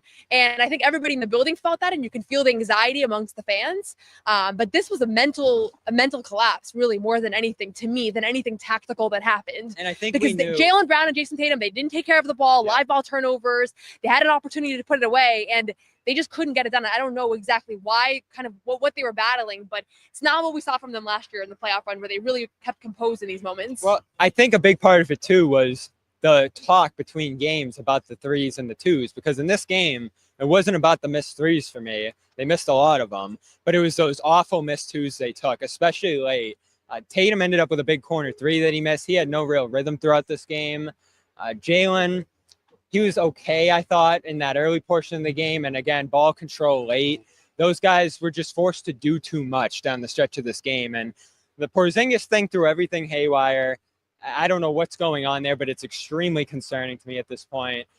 The Horford minutes were okay. They weren't as good as last game. It was one of the less good Horford games I've seen. Karl-Anthony Towns totally took advantage of him in the post, and he didn't really find any rhythm offensively, and they kind of needed him. So he's not. We're not going to blame Horford of all people for a game, but normally he's like the reliable guy that is going to give you something, and I felt like he really didn't give you anything here. And the one thing that could swing the series for the Knicks was Brunson being the best player in the series, and that's what he's been so far. The play to beat Holiday at the end there is just an elite play. Guys, we're going to rush you back inside the Garden. We've been told you have clearance to go. Thank you guys for hanging out. So jump back out there. Fire's been put out. There, and we're going to quickly show you. This is what the setup was. This is our guys right now. This is what they're doing, okay? See, they need the hard hats, right? Those are hard hats, guys. That's right Amit and Rich. Literally, I'm not kidding. 2 of the hardest working people on the planet. And we're lucky to have them literally will do anything for the cause. We love it. We're Ahmed's talking gonna about. be pissed. He doesn't want to be on He screen. doesn't like being on screen. That's okay. Yeah, We don't care. Base is covered. He can still go through the city. Yeah, this is amazing. So that's what they're doing. They're going to try to run back in. They'll get set up, and we'll see if we can get those guys back on there as well. I don't believe at this point we're going to get anybody else from the Celtics talking. Tatum But snuck out. yeah, I'd be gone too. I don't think Tatum waited outside in a fire drill, to not. So why are they still standing there? They're still there. I don't know why they're there. You're right. They haven't put him back on. See what They happens. haven't moved. They haven't moved. Guys, what are you doing there? Should we go? We didn't know you. We took us didn't off. get So instructions. Are we supposed to go? Okay, Yeah. we're leaving. Yeah, Oh, I they told you. can't Yeah, see yeah. us. That's Hey, what we he told you to said. go. Yeah. He told you to go back inside. You guys can't hear me? Apparently not. Damn it. Now we got to filibuster. Element. Now start over. We got to start over now as they're. Let's put the picture back up and pretend that just didn't happen. Yeah, I swear they heard me. I swear I said, guys, we're gonna let you go inside right now. did. But You they did. might not have had they might not have had that. There's Yeah, a lot. well, There's a lot going on tonight. A lot going on. I'm not kidding. I can't speak highly enough Saxophone guy. of what probably. Ahmed and Rich did tonight. Harder work than the Celtics put in the fourth quarter. That's for sure. Honorary hard hat goes to them. So yeah, hold on one second. You guys carry it for a minute. I got to talk to my producers in the studio. Okay. So, Jimmy, was there anything even remotely positive that you could take away from this absolute dumpster fire that we witnessed tonight? Does John know he's still on? Okay, as long as he knows he's still on. Yeah, I'm still on. Oh, okay. He's just gonna type away. Anything positive? Because I'm struggling with that stuff. I thought Jaylen Brown played okay. I mean, again, the fourth quarter aside, he didn't have one of the worst games. Jaylen Brown, I think, is doing the best that he can do right now. And I understand that he's not playing at Finals MVP level, Jaylen Brown, but I think overall he's gutting it out, and I'm less concerned about him than I am some of the other guys. That's one thing. I thought, and again, this doesn't really matter, but I thought Luke Cornett had a good bounce back game. He might have been the only guy in the plus tonight if I had to look on the Celtics. I haven't looked, but I know he was up there. He was actually somewhat effective. But again, down the stretch, they didn't go to him. He wasn't really somebody that was involved. Why is that? I don't know. Maybe that's another Joe thing. I don't know. But yeah, Sherrod, I'm going to be reaching a little bit too. And again, I thought Derek White, I thought the backcourt was fine tonight. Whether Holiday, White, again, you have the best backcourt in the NBA. And it's a damn shame that, I know I just mentioned Brown, but he's not playing at Brown level. And Tatum sure as hell isn't it either. It's a damn shame that those two guys can't carry their end of the, hold up their end of the bargain. Because I think Derek White and Drew Holiday are doing everything they can on both ends of the court to compete and to put these guys in a position. That doesn't mean Brunson's not going to still be effective and get his, but I think Derek White and Drew Holiday are making it as difficult as they possibly can. And I thought Derek White was one of the only guys tonight that you could look to offensively, as he was before. My criticism in game one is that they should have went to Derek White late in the game. But he's stuck inbound. He's stuck inbounding the ball. He should be getting the ball. They should be drawing up more plays for Derek White. He's their clutch guy. He's their Brunson. I think Derek White is the Celtics Brunson in the sense where he's kind of the clutch player on this team. I can picture more Derek White big shots than I can picture anybody else on the Celtics team this year. But when it comes down to the stretch, they don't go to him. They don't look to him. Again, it's a lot of dribbling with Tatum, and sometimes Brown. It becomes too one or two dimensional in the end. Noah mentioned it earlier too. It's 2023 stuff. You just stop doing what got you there, and then you just go into slow prevent the prevent defense stuff. We've seen that fail so many times. It's just amazing. And they did it at times this year, and we get bailed out by big shots by Pritchard or White late in the clock on a bad possession, and then it didn't feel it as much. And it didn't happen for them. Nobody stepped up and made that big shot for them tonight. I just have to keep going back to Tatum. I'm so baffled by what's happening to him right now because I literally don't know if I've seen him play better than that especially the last Orlando game was a near perfect game. He scored 37 points on 16 shots. Like he was insane. John, we were saying like the table was set for him in this series. Completely Like, set. it was And set. so I'm so shocked to see him thrown. And look, I'm as quick to get on Tatum as anybody. I have a difficult time believing what the numbers and everything tells me about him. I always have something. I don't see him being the type of guy that you can ride as the singular player on a team, that you just give it to me and I'll just make sure everything goes right. I've never felt he's fully that guy. Right. We should but you got the sense that he, as you said, it was set for him to maybe show that he is that guy. The evolution of Tatum, the guy everybody thought he was last year or 2 years ago, you see him slowly morphing into it more this year with the playmaking getting better, the patience, not forcing things, letting things come to him. And that's what he was doing. And it all went out the window. It's like he regressed 3 years into the worst version of himself, who gets just flustered by good physical defenders, is driving and trying to avoid contact, is just trying to shoot his way out of slumps. Every bad habit he's ever had in his life, they've all come out these last 2 games. It's bizarre to me. It's really weird, and especially not just how he played against Orlando, how he played against the Knicks all season long. The last thing in the world I expected. I thought Brown might be limited. The Porzingis thing's concerning. Last thing in the world I expected is Tatum to completely fall apart and be the worst player on the floor. Yeah. So I don't get it. I don't get it. Put up some super chats up here. I'm getting the chat ready. Okay, X3 is here to start a fight. JB is getting traded this offseason. I'm saving my takes for the offseason. I'm telling you that this ain't ready for that. I'm telling you that this isn't a bad one. But When he gets it, and it makes it tough to get everyone else. Pistons physicality toughened the Knicks up. Sure. Orlando was pretty friggin' tough too. I don't think you can be much more physical than they were. So there's really no explanation for the Celtics not being tough right now. Thank you, Carlos, for watching and for the super chat. I've never gone from loving a player to want them gone as much as I do with Tingis. What a useless addition he's been to the postseason. I want him gone now. This might be the overall sentiment of all Celtics fans right now. Yeah. Yeah, and I hate to say it. He said tonight in his post game, he's like, the fans have his back or something. I was like, don't go on Twitter. Don't go on Twitter. Yeah. Yeah, no, it can happen fast. And again, what do like fans of Boston sports teams care about?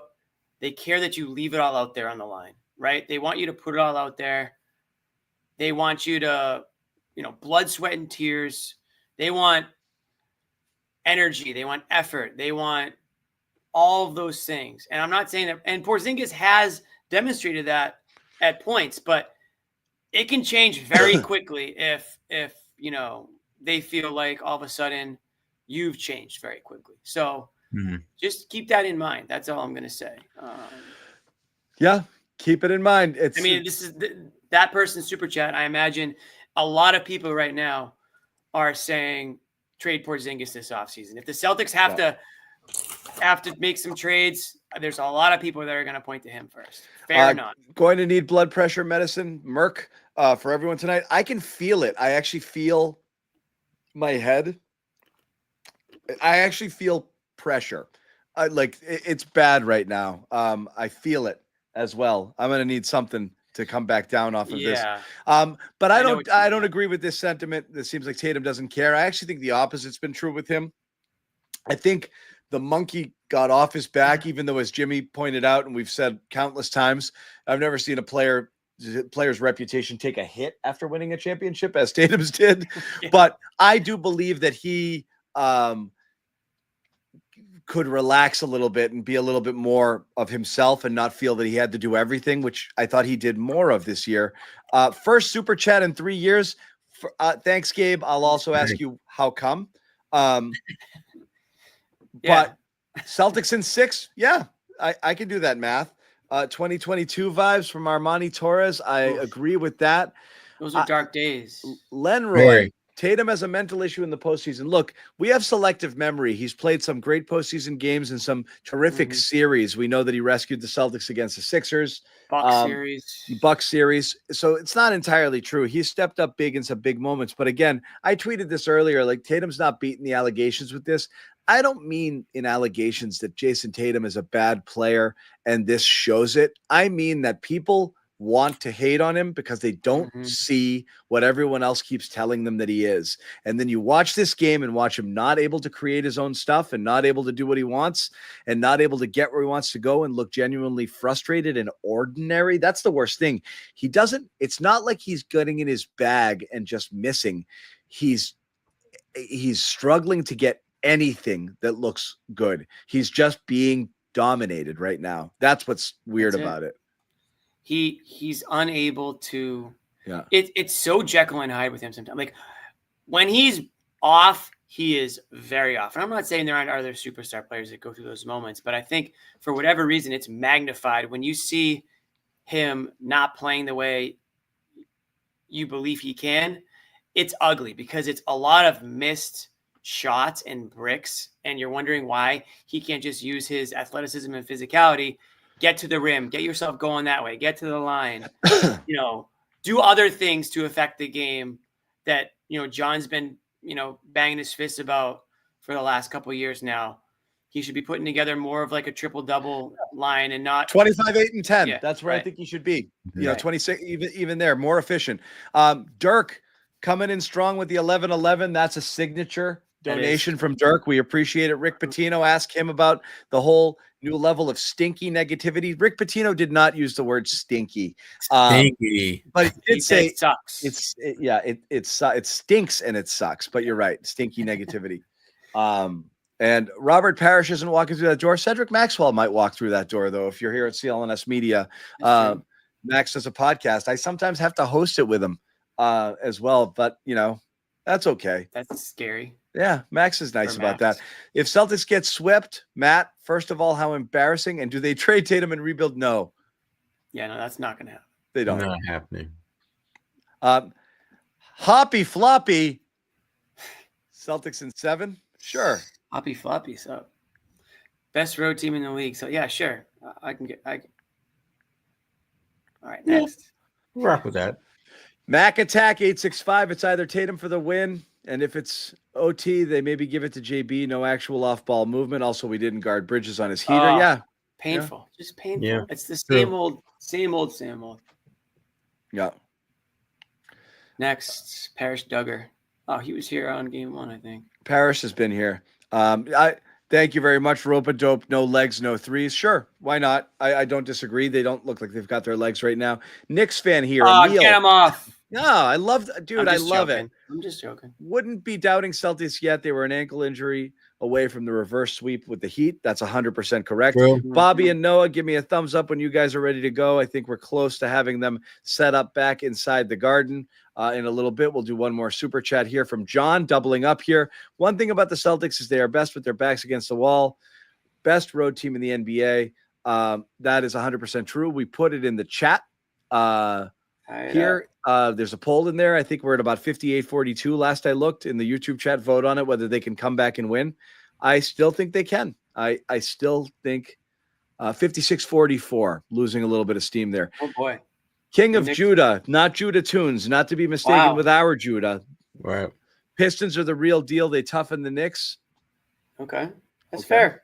The Pistons were a harder opponent than the Magic were. So the Knicks maybe felt a little bit more in playoff mode going into this series. And they Celtics, barely survived we got that. punched in the mouth.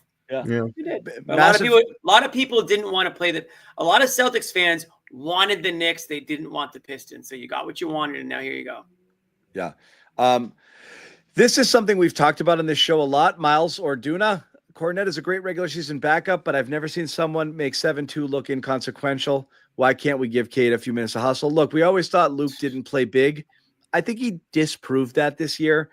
He played a lot more physical this season than in years past. He defended better. He blocked more shots. He was better at grabbing rebounds instead of tipping them out. And he was a lob threat, and he finished underneath down below. Go ahead, Jimmy. He just said Kata, and I just said like flashbacks. Isn't it sad? Like, how sad is it that for 82 games, the stay ready crew was just like rifling in and out of the lineup, the rotation, on and on and on and on. And at the end of the day, John and Sherrod, none of them, a big fat zero. There's nobody available on this bench to like give it a shot, see what they can do, toss him in there. Maybe he can have an effect. We really went the entire season and Joe came up with none of these guys can help. Just none of them. I mean, even Cornette's getting less. Hauser's out. Pritchard's getting less.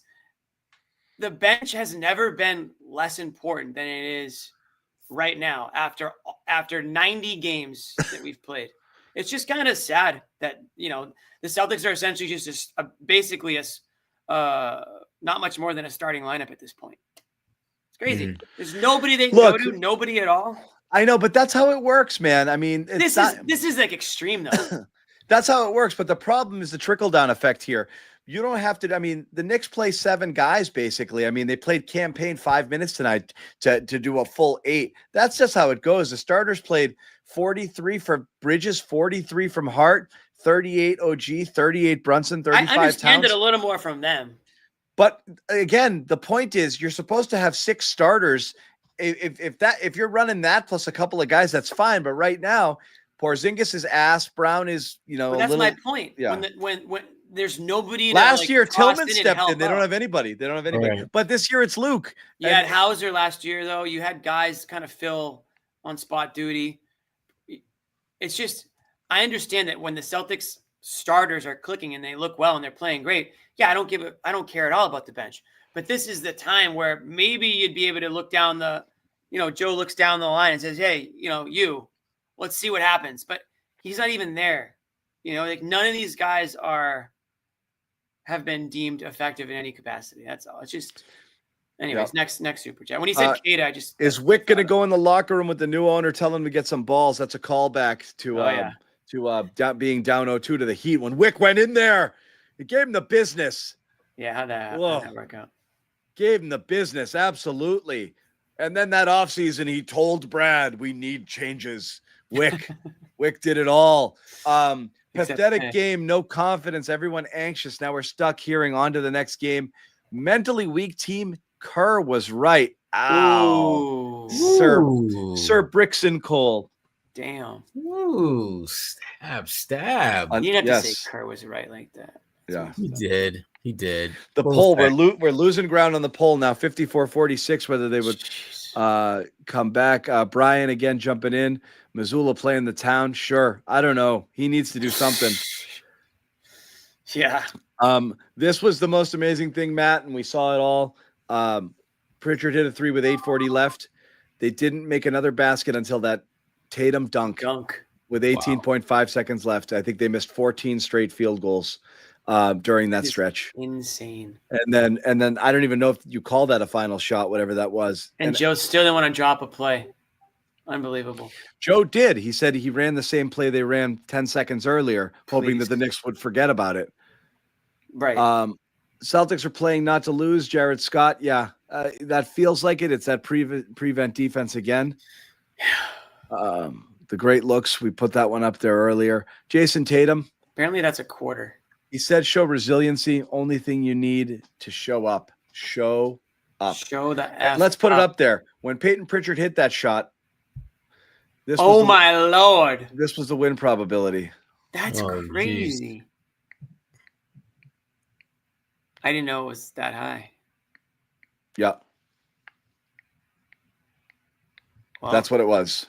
Wow. You hate to see it. And that's where it ended up. I mean,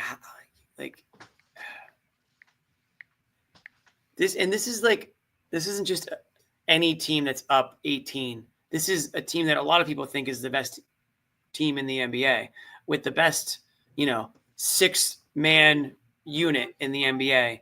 And they blew an 18-point lead like that with 8:30 left in unbelievable fashion. And in a way that is actually very, very hard to do by not really basically even scoring at all. 7 points from that point on, less than 1 point a minute. over an 8.5 minute stretch is insanity for a team that theoretically makes their living on maximizing possessions and 3-point shots and volume and blah, blah, blah, blah, blah. When they have the opportunity to do it, they go the complete opposite direction, which is just crazy. Get that off. I can't look at that anymore. I can't.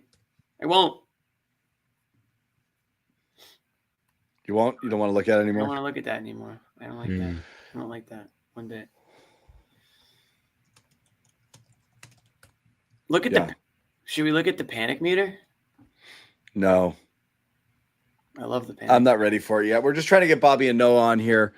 Those guys are furiously setting up. It would be a shame to. No, we're getting them on. Let's do a couple more super chats then. We have a ton. We have a ton. I'll put this one up from Jonathan. If Tatum don't have any big games in the series, you better be prepared for even more slander. 100% right. This is like, it's a joke, right? We put it in our open, and Jimmy's saying last year was, bye-bye haters. Like, you want to talk about the easy ride, doesn't matter. And none of us agreed with that because they were so dominant during the regular season. It didn't matter who they played. They were winning last year. But I say it in the open. You want to cement legacy, win another. Like, that's the point. Like, you go down, like, you're gonna like verify what the haters are saying. It doesn't matter if they're wrong. You can't change narratives. If the narrative is Tatum is soft, last year was a fluke, it was an easy path to the championship, the Celtics are a fraud team, and you go out like chumps in round 2 to an inferior opponent or one that's deemed inferior, and they take you behind the woodshed, that's you.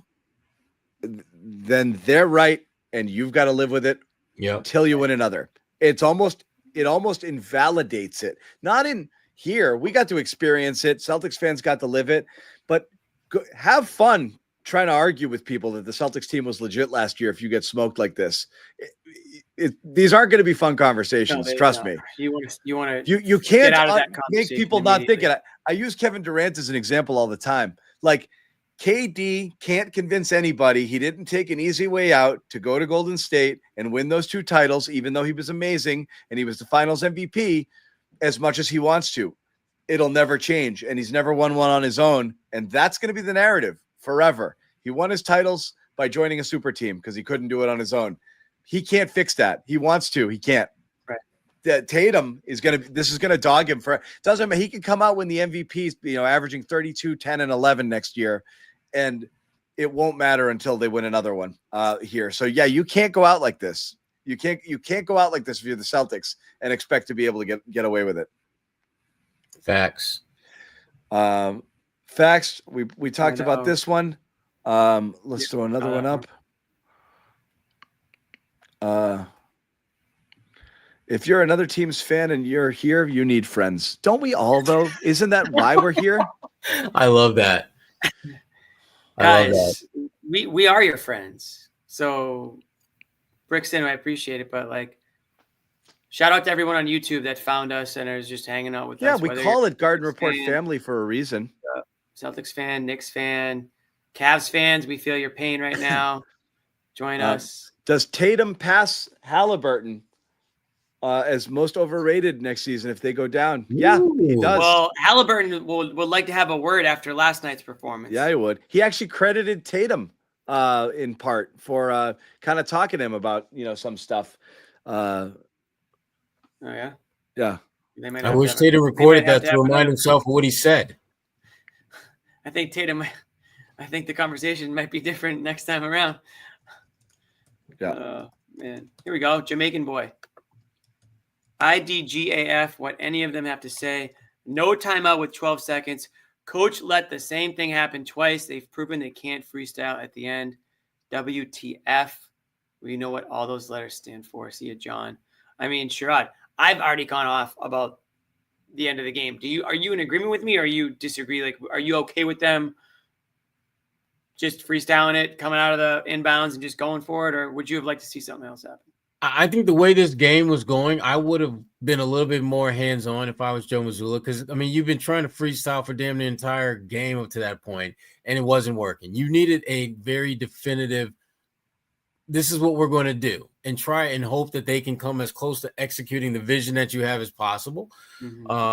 This is going to be one, like I said, this is maybe the worst game Joe Mazzulla has been coaching. Yeah, that's the point, right, Sherrod? What you just Yeah. made, that's the whole ball game. Is you had already proven for 8 straight minutes whatever you were doing on your own was bad. Wasn't working. Right. At that point, it's almost like, again, it's like you talk about, like, you know, like you just gave your car keys to an 8-year-old and they crashed. Like, it's not their fault. Like, they can't drive. Like, they just it's and then 2 days later you gave it to him again. You gave him the keys again 2 days later. But you expect a and he different crashed result. a different car. Look at these guys. Best, toughest, most resilient reporters in all of North America. And again, I can't not give. We were outside a lot today. I can't not give another shout out to Rich and Amit for ridiculous efforts trying to make this happen. Fire alarm, no elevator, multiple flights of stairs. More ridiculous than you even know, John. Yeah, they would not be deterred. Okay, and this is above and beyond what we expected here. Bobby, are you wearing a fire blanket right now? Noah, why more ridiculous? I want to know. No, just everything went wrong. The computers were dying, but Ahmed persevered. And here we are. So we can Wow. Shout now out talk Ahmed. about. I was really looking forward to talking about this game, so I'm so glad it worked out. I know, and now I can't even remember what happened now. It's so crazy how much it unraveled and how quickly it did. Like, it was just a string of missed shots. It was a string of Brunson makes and the Bridges ones, like you talked about. It's so crazy how quickly it happened there, and I almost can't still wrap my head around it. Like, you guys were talking about Joe before we just came on. I have to think everything through there. Again, we were just debating the Robinson thing. It's a small part of it. I didn't love it. But to me, like, how much he had a jumbo lineups in this one, the whole Porzingis thing throws everything off. And that's my biggest concern by far now in this series is his lack of availability. They're in real trouble. Now, do I think they've lost this series? Not necessarily at this point. Like, I don't think they're in a big enough hole to think that. But they're at a giant risk. And I know you said, like, this was going to be the swing game. Oh, yeah, absolutely. I mean, if I had to pick right now who's winning the series, like, I would go with New York. It's not over. They have to lose 2 more games. Like, I think that's the fun of a 7-game series. I don't think right? I'm going to go there tonight. No, maybe when I watch it back. Noah's I'm not saying New York's winning yet. This is not about the field, Jimmy. This is not about the field. This is just about the reality that, 3 teams, I think, in NBA history have come back from being down 2-0 after being the home team. It's very unusual, and fact check me on that, but I think that's the stat. So it's very unusual to be in this position. That being said, if there is a team that's poised to do it, I do think this team has the pieces. I don't think this Knicks team is the team that's going to blow that lead, though. Like, that's what gives me pause. I think this is a resilient, strong team that has been very gritty, very clutch, and that's what gives me more pause than anything. Pritchard's thing scares me. Like, he was the guy who wasn't going over there, and now, like, the steal at the end of that last game, and then this stretch to close this one, and the stop at the end of this game. I mean, stop in the last 2 games. I mean, he's been massive for them. And I said it on the pod between games 1 and 2. This is the Knicks team we thought was built to beat the Celtics, with the wings doing what they're doing, with OG completely shutting down Tatum in this game. That's the kind of versatility on the wing we thought this team would have. And then you throw Robinson in the mix. And I feel so bad for making fun of all the Knicks fans for, all year saying Robinson, really, like, that's a guy who's going to make a difference here. And he has been through the 3 games we've watched that he's been available. Yeah, and I think, listen, I don't want to get, like, all existential big picture, but I think obviously it's on people's minds right now, like, what this means and, if they can overcome this. The reality is, and we've known it all year, that no team that is fresh off a championship has been able to get out of the second round I know, since 2019. prophetic by Joe, right? He talked a lot about it. Yeah, and it was something that, was a clear point of discussion in the locker room. Everybody knows it. It's a pretty wild stat when you think about it, because a lot of these teams came back pretty similar, but this team seemed like they were best positioned to get out of that situation. And you're seeing it now, and it's like to me, what happened tonight was more psychological than schematic. And maybe when I rewatch the game, I'll change my mind. And I agree with you on that, because I think the whole 3-point thing got in their head.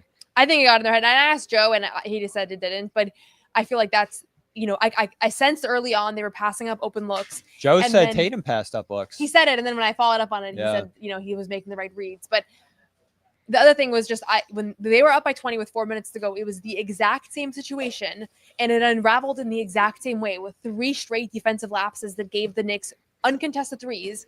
And I looked over at the Celtics bench, and it was like you could tell they were like, oh my God, we're blowing this game. And the Knicks side, they were already celebrating. And at the end of the day, basketball is a game of emotions. It's a game of momentum. Joe knows that better than anybody. He studies these things. And they really did kind of emotionally break in that moment. And it doesn't mean that they can come back in game 3. Can I please go back to the Robinson thing? Because like, I know you guys are going to all laugh, but it halts the momentum of the game. It brings it to a complete stop. You're up 4. You're not in a desperate. What about having a foul left over? Why you put him in the bonus there? I don't understand that either. I think just doesn't that affect you on the Brunson play when Holiday's trying to play him straight up and fouls him? Yes, and so I think can you point to something tangible that happened after that because of that? No, but you're up 4. There's 2.5 minutes left. You need maybe 2 or 3 stops to close out the game. And you're just sitting there fouling and playing this game like you're in a desperate situation. It was a desperate move in game 1. Tibbs before this game said, bring it on. We love being in the bonus. We love, you doing that. And then we'll decide whether we're keeping him on or not. I saw him just thrilled on the opposing sideline, bringing OG out because they're like, all right, they're going to foul again. Let's just hold him here for a second, go into the bonus, and then we'll put him in and we got our best lineup out there. It wasn't the reason they lost this game. But to me, it was just distracting. It was not necessary. It was not the reason they were losing their lead. Robinson being on the floor. I know he was good, but you could have dealt with that with your own double big lineup. I just don't get it. Can I ask you guys something? Joe talks about margins a lot, and we're obsessed with shot selection and things like that.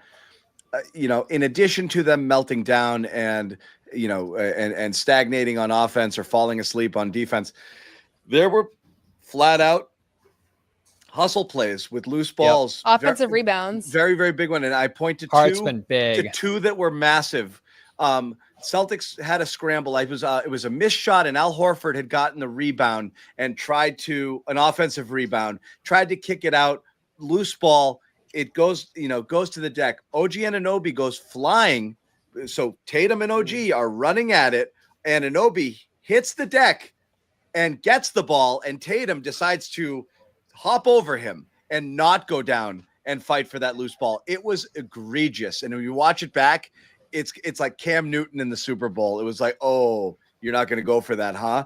And instead he rolls over OG, falls, stays on the ground. Knicks go back 5-on-4 the other way. 3-pointer, massive play there, but you can't not go to the ground on that if you're Tatum. That's the maddest I got all game. And then next possession down, ball goes up, and Brown and one other Celtic watch a shot hit the floor, and they don't go after it. They didn't attack the ball on the glass. It's not putting a body. It was there. And the Knicks pounced on it and scored on that one too.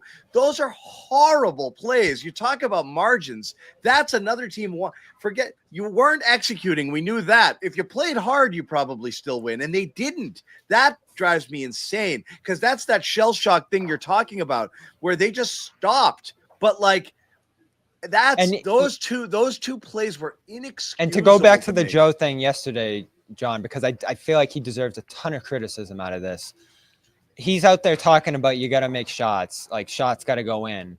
But that's all the other stuff that can shift a game when shot making's not in your direction. And they just weren't able to do that kind of stuff. And are they just going to sit here and wait for the 3-point percentage to turn around and not do the other things, not be sharp defensively? Because like you said, they've had some major breakdowns defensively. And I'll say, Jalen said after the game he liked their defense today. He thought that it was the offense that let them down. But it's the timely. Yeah, there were some timely plays down the stretch. But again, I felt like for 80% of this game, their defense was really good. And I was like, this is actually kind of unrecognizable from game 1. And there was a collapse that happened. I mean, it was like the most visceral thing you could feel. I don't know if it translated worse or better on television, but being in this building, it was like everybody knew what was happening. They couldn't there was offensive rebounds that were slipping through their hands. Derek White had a offensive rebound, tip and layup that he would never that he missed. Just everything started going wrong. And you needed in that moment to regroup and be like, listen, we're still up 6 or we're still up 4. We still have a good chance here. And you never felt them like turning around. Even when Tatum got the dunk, I looked over at the Celtics bench and it's like there wasn't even any sense of relief or joy or like, let's go. It was like they just looked like deer in the headlight a little bit. Did they call timeout midway through the fourth? I can't even remember, but it felt like there was a long stretch where the game just kept going and going and going while it was getting away from them. So that's what I'll ask there. I hate the timeout game, but I'll ask you guys a question, because it's always stop the momentum and this and that. And I think that's another kind of low-hanging fruit thing that's easy to pick up on when you see a coach not doing it. Mazzulla got dogged for it his first year a lot for not stopping momentum, but it wasn't stopping momentum as much as it was, guys, stop playing like assholes, to use an email line, like, or run some sets or let's get this going to Right. get us to unlock something. Because right now what you're trying to do isn't working. So I normally trust your judgment, but I don't like what I'm seeing.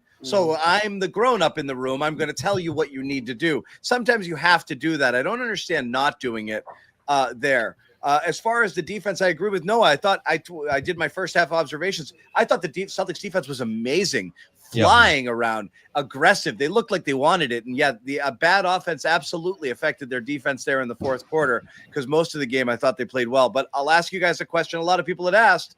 The timeout at the end of the game, whether you call it, don't call it. We've seen Mazzulla opt not to do this. He doesn't like the defense getting set very often. I didn't mind that one. But you have a couple of problems here. Number one is you can't be down a point and run it down to 0 to take the shot. Just can't do it. So you have to design, you have to know, you have to trust that your player is going to get it up with 5 seconds or 4 seconds to go to get a shot at an offensive rebound or to foul if the other team gets it. So you get another shot. You have to live to play another day. Down 1, you can't whittle it down to 0. And they did. So that's just bad recognition by Jason Tatum. But number 2, what over the last 9 minutes gave you belief that they knew what they were doing to be able to manufacture their own offense? It's fair. Number 3, here was Mazzulla's explanation about the type of play that they tried to get going off of that. 12 seconds left. I had one left, got a look at on the exact same play 20 seconds earlier, trying to execute the exact same thing. They did a better job of their lower pickup point, and we weren't able to get the advantage that we had on the last Tatum dunk. So good full court setting. They subbed out Towns, weren't able to sub out. Brunson had action there, and we just didn't execute. So they ran the same exact play that they just Well, that's a ran. good point. I didn't realize. So Robinson was on the 4 and Brunson was on the 4. So they had subbed out Towns. So that's not as big of an advantage to go. It's not, as I because would you have thought. can't get the sub pattern in there. It was because they brought Robinson in. But 2, you ran the same. They tried to do the same thing that they did before with Robinson when Tatum got him out on a switch there and was able He's to go a good for the dunk. switch defender. I don't know why they try to go after that. I think beyond that, it's like the same thing is going to be much more easily recognizable Right. the second The time same around, action, right? the same play. And that was the Yeah. explanation. Crazy. So there's so many things wrong with that that I don't even know where to begin.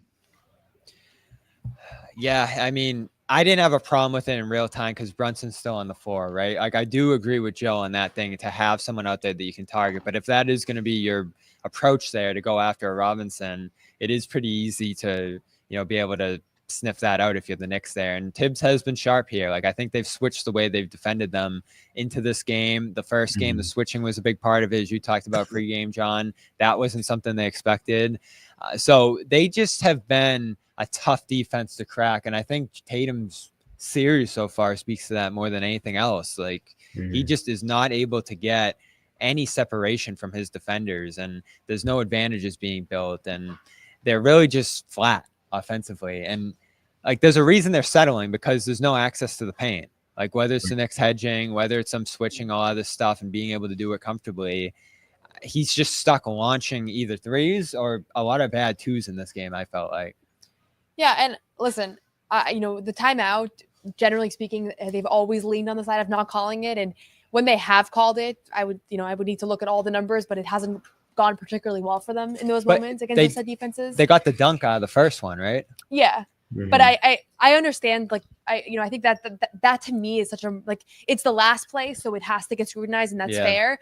But really what went wrong was when they didn't have a field goal from the 8.5 minute mark to the 2.5 minute mark. And there were so many opportunities there to just do everything differently offensively, honestly. Like, that was the challenge. So I don't know.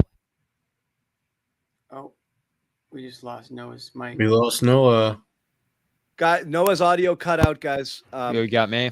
I got you. Yeah. Noah, I don't know if a cable came loose there. Bobby, we got you though. Yeah, we lost Noah here, but we still see you, Noah. Defense, Hi, Noah. Bobby just unplugged Noah's mic. Yeah. Can you hear me now? Yeah, we got you. We got you. Oh, we're back. All right, perfect. All right, yeah. So I just think that they've been flattened out offensively. Porzingis, that piece is a big part of it here because they don't have him to attack switches. Horford is trying, but he just keeps missing shots. And we were looking kind of at the play-by-play through the fourth here during that stretch you're talking about. And a lot of it was Horford just tossing up misses inside from two there, posting up, tossing up floaters. The floater he tried to make there just wasn't online at all. And I think the Knicks are fine with that because he just hasn't been efficient from I mean, two. sure, if you're guarding the Celtics, a Horford 2 is you're probably your best case scenario. But again, I'm not going to take the Joe like shots they need to fall, but they also had so many opportunities to hit a 3, like a ridiculous amount. Is that going to be their whole offense though? Like no, and I'm not saying that's why they lost, and if that's the only thing that went wrong. I mean, I just said I think they really did have a mental collapse here. Defensively, Mikal Bridges, no adjustment on the fact that he scores 14 points early in the first half. Like I never noticed them do anything to make him uncomfortable. It was like a basketball player's dream. You find a rhythm and you can keep going back to the same spot over and over again. So that is not the only reason they lost, but it was kind of astonishing to see how many clean looks they're getting. Derek White, who never misses those momentum shots. Tatum wide open. Like even the Tatum one, like was so big. many good looks. Then Derek misses a layup. Like, it just felt like, oh my God, is there a curse on getting out of the second round? If you're like that, I was thinking to myself, like, I never forecast that this could happen, this early on, that they're going to lose 2 games to this Knicks team that couldn't hang out with them at all during the regular season. And then it's like, there was just a lid on the basketball too. And even if they had been more poised, like, I don't know, maybe it's all mental and that's why they missed all the shots. And if Derek White had been a little bit more relaxed, he doesn't miss the tip in or, but I have to just say, like, there were some perfect looks that I'm sure the Knicks, when they go back and look at this game, they're like, oh, we got some good breaks here too. And you kind of need that when you make a 20-point comeback 2 games in a row. Like there's a little bit of that luck factor too. Yeah. Guys, we gotta cycle through a few more super chats here because they came flooding in. We want to just give a hats off to the people here who contributed. Thank you. This will help ease our suffering. Damn, Tatum got 2 bad games. You sell him out, shaking my head. Hey, that's what happens here. I do apologize. But again, your stars get built up and you talk about them. And this is how legends are made: when you perform well in the playoffs and on the big stage. And when you suck, you eat it twice as hard, 10 times harder than you will during the regular season. It's you get the glory, you get the blame. It's how it works. I don't think Tatum's getting too much criticism or unfair criticism. He's bad. He's their best player. He was playing at an MVP level coming into this series. He looks awful. I'm sorry. Knicks might sweep TJ Leaf. Yeah, it's possible. I highly doubt it. They missed open. Oh, Bobby, you don't get to do more predictions. Sorry. You do. Yeah. Now they're definitely going to sweep. Bobby predicted a sweep. He just got the wrong team. Yeah. Jonathan Francois, Tatum not beating the allegations, mellow level player with a Hall of Fame GM. Get ready for that drop off next season when the best supporting cast in basketball is broken up. Ouch. Ouch. That was depressing. Jimmy, did you fall asleep in the sun or what? Says Risa. I actually, my face is peeling. I will be the first to admit it. On Saturday, I didn't realize it, but I was in the sun longer than I needed to be. It happens. Dealing with the repercussions. Everybody I've talked to today has made a point to let me know that I'm peeling in front of their. Listen, you waited a long time for it. Enjoy yeah, it. exactly. I got a little ahead of myself. I was under an umbrella. Didn't matter. Yep. Happy Hour Network. Joe lost a use it or lose it TO when the Knicks were still down 6 or 7. Then he doesn't have the stones to drop a play. I was thinking that. Couldn't do it in game 1 too. Yeah, like it is a use it or lose it there. So there's no reason not to. Sad. I don't know what Joe's doing in this series. I really don't. He's shell-shocked. I think a lot of it's on him. Yeah. He's shell-shocked. Like the threes aren't there and they just don't know what to do. Like Here's Jimmy. Jimmy's taking his victory lap. Oh boy, I'm right on one thing a year. I can take this one. Your analysis was great after the last game, Jimmy. Just rattling off all the things there. In this game, to me, I just didn't see enough to get them the amount of rhythm looks that they needed here. And like things are getting a little frantic at times. They're not able to kind of get organized on the fly. But I think the biggest thing that's most concerning to me is that it is affecting their defense at times, a lot of these misses. And that is on the players. Like, you got to be able to just get back and defend through some of these stretches. And like you said, in the first half, they do. Later, through some devastating misses like you talked about, there's just mistakes and lapses the other way. One of those Bridges looks, everyone was lost. Like, no one was even near him on the baseline. But even the ones that were, there was a hand up, it's like, at the end of the day, he's a basketball player, right? He's a guy that has scored 20 plus points per game. When you've hit 2 or 3 in a row, you have to give him a little something, a bump, a different defender, something to get him a little bit out of whack. And I was thinking to myself, it's like, he's in the gym right now, and it's just him in the back. There isn't much physical defense. Like, there was no adjustment to the fact that he was single-handedly bringing New York back into this game early in that fourth quarter. And I thought they were going to be able to withstand it because Pritchard hits 2 threes, and that was like their only real offense early on. And I was thinking, okay, like maybe they're going to be able to withstand the fact that this guy who they gave up a lot for over the summer, as everybody's talked about, the 5 first-round picks, is coming alive in the most dangerous moment. But they didn't have a counter to it. And that's what he won them the game today. I mean, that 14 points in that fourth quarter after the abysmal shooting season and then the late game steal, like that's your MVP in this game. Yeah. And they've wanted him to shoot those twos for a lot of the series. They'll have Biggs on him. They'll have Cornette on him. And like, he'll just step in there and get those. Couple more super chats. Roland D is throwing a lot of dough at us today. We should tell Brad he's guarding Luka every game and see if he goes with it.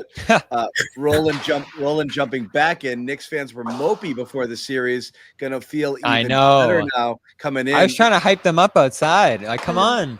Yeah. We've got Ron Duan. This is where Marcus Smart's passion is missed outside of Brown. Honestly, I save it. Should we call up Grant? Should we call up Grant too? Just save it with that. You could. Holiday Let's see was Kemba Walker. What's Kemba up to? Holiday was 10 Marcus Smarts out there for most of the game today. I don't think it was lack of fire and passion. He was awesome. White, I thought, played hard. I thought, again, the effort was not in question for most of this game. It was not. This wasn't heart and fire. It was a choke job. Mistakes. Sloppy, bad execution, live ball turnovers. Everything you could possibly do wrong is that's what happened there. Prince, New York Liberty. If Kristaps Porzingis doesn't come back in the series, are you throwing up the white flag? I'll ask you guys. They've proven as recently as last year's playoffs they can play without Kristaps. Right now, is it better to just remove him and try to live or live with 10, 12, 15 minutes and see what you can get? Need him. They got a good stretch from him in the fourth with the putback and some of the other and the 3 out there. Yep. Yeah, and the 3. So that was an important stretch. And I love Luke. I think you need the Porzingis 3-point dynamic out there because it just makes the Knicks defend a different way. Yeah. I don't love the way he looks right now. He looks limited. You can't go away from everybody. You can't go away and there's from nowhere else everybody. to go. There's really nowhere else to go. I mean, they've gone away from – they have to go away from Hauser now because he's hurt, but they went away from him before that. They've gone away from another Cornette killer right now. They've gone away from Pritchard in a lot of cases. Now you're going to go away from – there's nobody left. This is half scary. the team is banged up, and the other half they won't go to anymore. There's nobody left to trot out there all of a sudden. Maybe they'll try Baylor Shireman in game 3. That would be desperate. That would be the white flag that we've been talking about waving. But it's not. I think it's smart to do something. You know, like you can't just roll it. It's not. I don't think their it's wing insane. depth's gone. But there is no wing depth. If you don't have Porzingis and double big, you've lost your double big minutes to the Knicks, who are out double bigging you right now. I know. And if you don't want to go to it, you're going to have to do something. You're not putting Tillman in this game or any game ever. So I disagreed with you a minute ago, but if Hauser's out for our next handful of games and Porzingis is going to play 10 minutes, I do think the series is over. Like, they just don't have enough if those guys aren't playing. So honestly, like it's I'm not ever going to say anything's over when there's more games to be played. Yeah. But what gives me more pause than the Celtics injuries is the fact that I don't think this is a Knicks team that's about to choke. Like, they're not about to choke this 2-0 lead heading back to Madison Square Garden. They've shown no signs of that. You know, if I'm looking at like even that Miami team in 23, like they to me felt like they were playing a little bit over their heads. But I'll say this, the shooting swung back in that series. Yeah. Like, it was a similar shooting dynamic. But this is what I'll say, and probably nobody wants to hear this, but I'm going to say it anyways.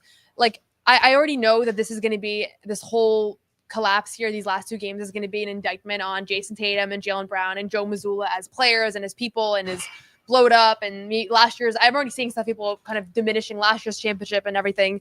But at the end of the day, the same guys that went down 0-3 and 23 are the same guys that won 3 games in a row to, give you on the brink of making history. And those are the same guys that also dominated an entire postseason last year and took care of business in the NBA Finals and were poised down the stretch. And right now they're just not able to recreate it. And so I know everybody, we're all prisoners of the moment. And for fans, like, this game sucked. I can't even imagine being a fan who paid money to be here and to watch that unfold. But I'll just my 2 cents is this is not like an indictment of what these guys are capable of or who they are, or they're scared of the moment, or kind of all these tropes that are easy to say. It characterizes what happened in these 2 games. And unfortunately in this sport, you don't really get the leeway to have a couple bad games. They're hurt. They're hurt. They're worn down. And the Porzingis stuff, frankly, pisses me off because, what do people think is like? People really think he's just sitting right back right now and just relaxing. It's the biggest moment. He wants to be part of this run, and he's got to be dying right now. He's got to be dying. I mean, the health stuff, don't even get me started, because we don't. Everybody might look like an idiot in 3 months when if real health details come out and people realize he was actually. What did you guys think of those answers? I don't know. It's still weird and cryptic. To Noah's point, we addressed this earlier in the show. It doesn't, I agree, rationally speaking, it doesn't matter because they won a championship and it's the same guys and all of that stuff. But again, you can't beat the allegations if that's what people think. So it's less about what's actually happening and what people think, and you can't stop them from thinking it. So it won't matter how many rational arguments you make. If the people who wanted to believe that the Celtics had an easy path to the title and they're frauds, see them go down badly in the second round to a supposedly inferior opponent, then they win and they're right. That's fine. It won't change. And that's the thing is, like, you can't get people to think differently. And so what matters is the perception will be that, even if it's not fair. And that's what they're battling right now. Jason Tatum, as Jimmy's pointed out, we've talked about. That's so frustrating. Won a title. They have a trophy, John. Jason, but here's the thing, John. But Tatum won a title and his reputation got hurt. Because of how he shot in the finals, and people want to prove that narrative. Sitting here, that it's and we can say it was an easy path, but so was the Denver Nuggets path. I agree. Team, and the Lakers were in the bubble, and but it doesn't matter what we think. Championship. It doesn't matter what we think. But which championship do we respect? I don't think anybody respects any championship because we love to just criticize everything and tear athletes down instead of highlighting the positive things. I still think that we have a responsibility, though, to contextualize, like, this is kind of the lifespan of athletes, and like, this is what happens. Yeah, and we will try, but people will call us homers, and that's fine, and they can do that. And we will lose this argument to America. I think what's going to happen though is, like, you get that title, right? Like Denver did, like, the 6 straight, like every other championship, the 6 straight teams that won it, who couldn't repeat. But what you lose, and especially with some of the stuff we're looking ahead to this summer, is that ability to become an all-time Bobby, great team, a dynasty. Yeah. But you get that title, Denver, then they go out the next year, but Jokic wins MVP, and then they're playing this year, and Jokic averages a triple-double. So while Denver, Tatum had a crazy year this year too. I know that, but while Denver went down, Jokic has been Jokic all the way through. Tatum, when they go down, it's because Tatum is bad. That's the difference. If Tatum was averaging 40 and the Celtics lost, he'd be fine. But they'd be like, then you could say Porzingis injured, Brown injured. But when Tatum sucks, he's not going to beat these allegations. He's not. So I know, but it would be better if he's scoring 40 and losing. I'm not saying what's better for the game. I'm saying what's better for perception. Tatum's going to eat this one if he doesn't start playing better, fair or not. And no one's going to remember that he raised his game or got his assists from 4.8 up to 6 this year. It doesn't matter. On a big stage, he looked like this following a finals where he shot 20-something% from 3 and looked like he was struggling, even though we can say he did a lot there. People see that, and that's what they think of him. It's going to be a really tough offseason, and it's going to be tough to rebuild that reputation and convince the world he's a top 3, top 4, top 5 player, because a lot of people don't want to believe it now, even when he's playing well, because they don't see it. So he has a lot on the line right now. He does. Well, it comes down to one thing and one thing only at the end of the day. Are you winning now? Not can you win, not do you have the capacity to win. Are you winning now? And if you're not, that is going to define the narrative. And that's the problem for Jason Tatum. Jason Tatum has had a phenomenal career. If he decided to walk away from the game right now, he would be a first ballot Hall of Famer. I am totally convinced of that. Yeah. But that is not the narrative that you're attaching to him now. The narrative that you're attaching to him now is best player on defending champions, down 0-2, lost both games at home. He's not getting it done. Right. That's the narrative. And that's not going to change until Jason Tatum can lead this team to change their ways in this series. And it's not about whether that's being right or whether that's wrong. That's just being real. That's how fair. it's gonna be. That's fair. Yeah. And that's focusing on this year. Which is what this should be about. It is about this year, but it's not about affirming last year. Last year is completely separate. Like he shouldn't need to affirm last year. They shouldn't need to affirm last year. But I think that there is a segment of the base that wants to say, well, you have to remember that these guys have already won a championship. And again, that means nada right now. It means absolutely nothing.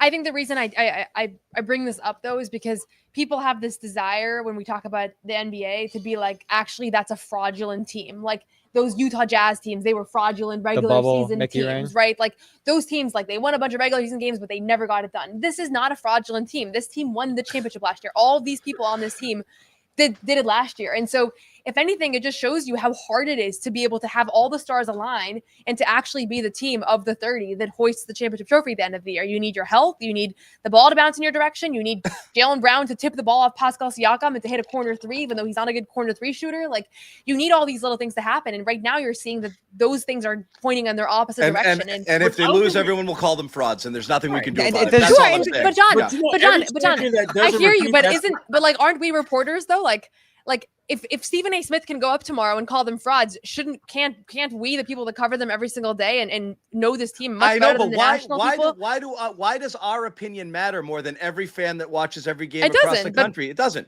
We're not right. We're just saying, well, he played really well this year. It doesn't matter. Like that's what people think. Like I said, I've used this example a million times, and I love Kevin Durant, and I also think the Celtics would have beaten anybody you put in front of them last year easily. It didn't matter that they were hurt or not hurt. I'll argue that to the death. Doesn't matter what I think. But this isn't that team. Nor am I responsible for telling people that. It just is what it is. It's just the reality that you can't escape. Like Kevin Durant won Finals MVP twice, going to the Golden State Warriors. He's the best player on a super team. The entire world thinks he took the easy way out in a championship and it'll never change. That's it. You can't argue facts. Well, actually, he was amazing and he was integral. It doesn't matter. I think it would have helped if people that covered him during that era, like had a little bit more integrity in the way they discussed like the greatness of what he did in those 2 seasons. I'm saying so that's why I feel a little bit. Yeah, when the Kevin Durant story is told by when the fans are determining what the legacy here is. We've talked about the frustration we have with the Tatum narrative. Like, it doesn't make sense to me. And we can talk about what he's doing now in this year's context. Yeah, but it shouldn't be an extension of last year. Like he shot poorly during that. But you know what? It doesn't even matter because Jaylen won a Finals MVP, an Eastern Conference Finals MVP, and he was struggling in December, and people were like, ship was out of town. Like it's not really about whether you proved yourself in the finals. It is like, what have you done for me today? That's the nature of how we perceive like these athletes and kind of. Because today's really all that matters. The regular season doesn't matter at all. We can contextualize all we want. If Jason Tatum plays like this and they get swept in 4 games, this is all that mattered that he did this season. I'm sorry. It doesn't matter at all what he did in the regular season, that he made a leap, that he became a better overall player, that he played like an MVP at times. Doesn't matter at all. That's it. You know, there's other factors here. Obviously, he's not the only one. Yeah, he's at the top of our blame pie, obviously, because he just hasn't gotten it done in this series. Jaylen has had stretches where he has not played well either here. White, as you mentioned, misses the shots down the stretch. There is a frustrating lack of involvement of some of the other pieces of the roster. Like I think Pritchard at times, there was a case in that game 1 to go to him more. He's been a bigger part of this team this year. I think utilizing him in a bigger moment makes sense given what he's done this year.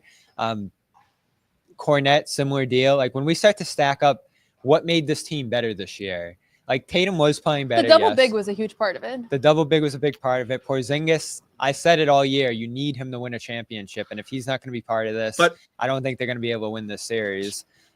Hauser, He hasn't been present for the entire postseason. He was a vital part of the finals run last year. So there's a lot of other stuff going on here. And this is why I was really hesitant to say this year's team was better, because there were a lot of injuries going on. There was a lot of down shooting years going on, Horford's namely.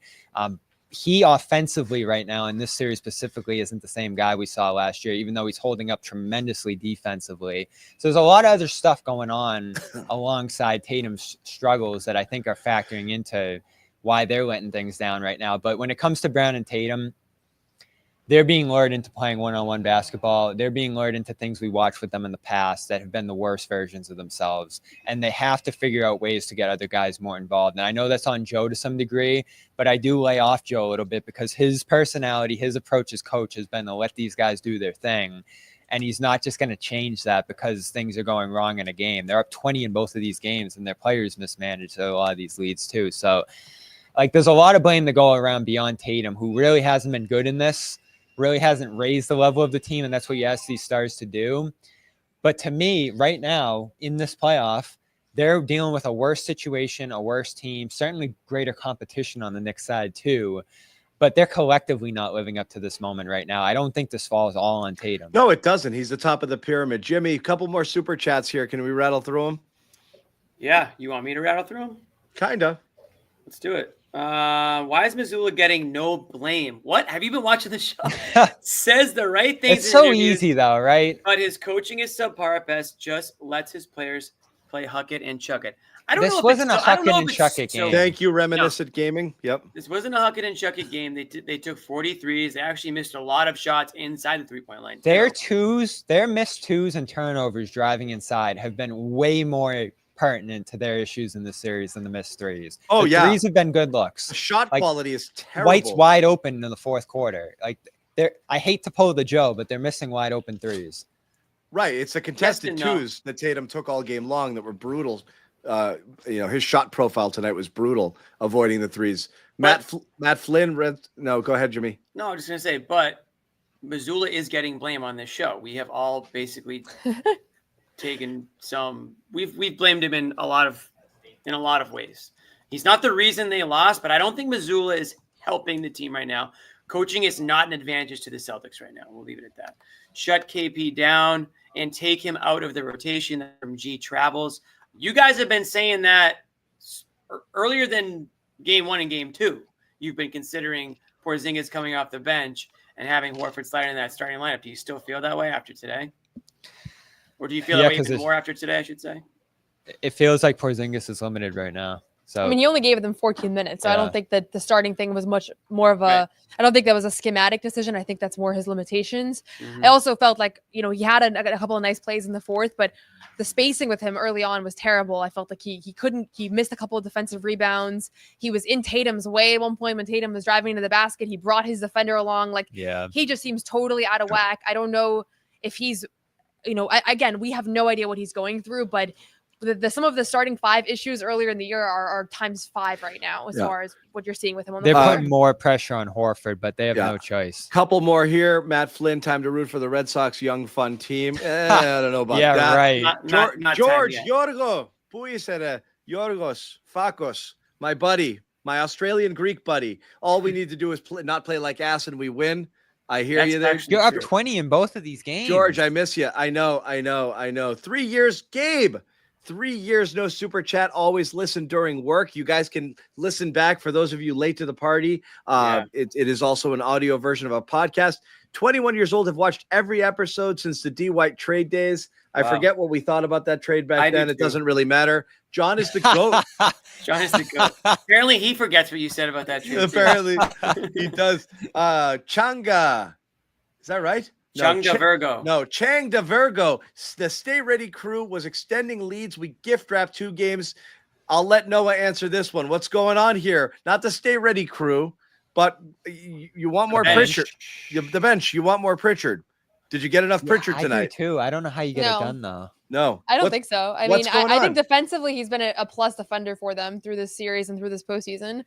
He had some good looks that he missed in the fourth quarter. I think he went 2 for 4 from 3, which on this team that's like electric. So I would have liked to see more Pritchard, And he because pushes they the needed, damn yeah, ball. they needed some offense too. He pushes and- the ball. He pressures. He plays full court. He might just be a thorn in He's a Brunson's release valve. side He's for a bit. release valve for them right now. I mean, you Offensive guys know I love rebounds. Al. I'm the biggest Al enthusiast out there.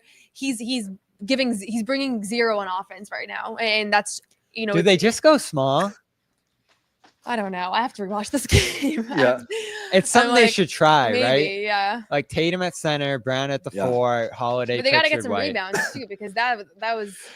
But then you can get out. You can Yeah. move. Like they are at a slog of a pace in this game, and they really have been all. I don't know. That drives me nuts too. There's a couple other things that bothered me. Is it when the offense was going poorly, off misses and even turnovers, they weren't running. Insane to me. One time they did get out off of a miss, kicked it out to White. He started running. He turned around. 2 guys were with him, and 4 Knicks were back already. And then 2 other people make their way up the court. Just not getting out quickly enough, not getting out in transition, and not getting into their offensive sets quickly enough. The pace has been a problem.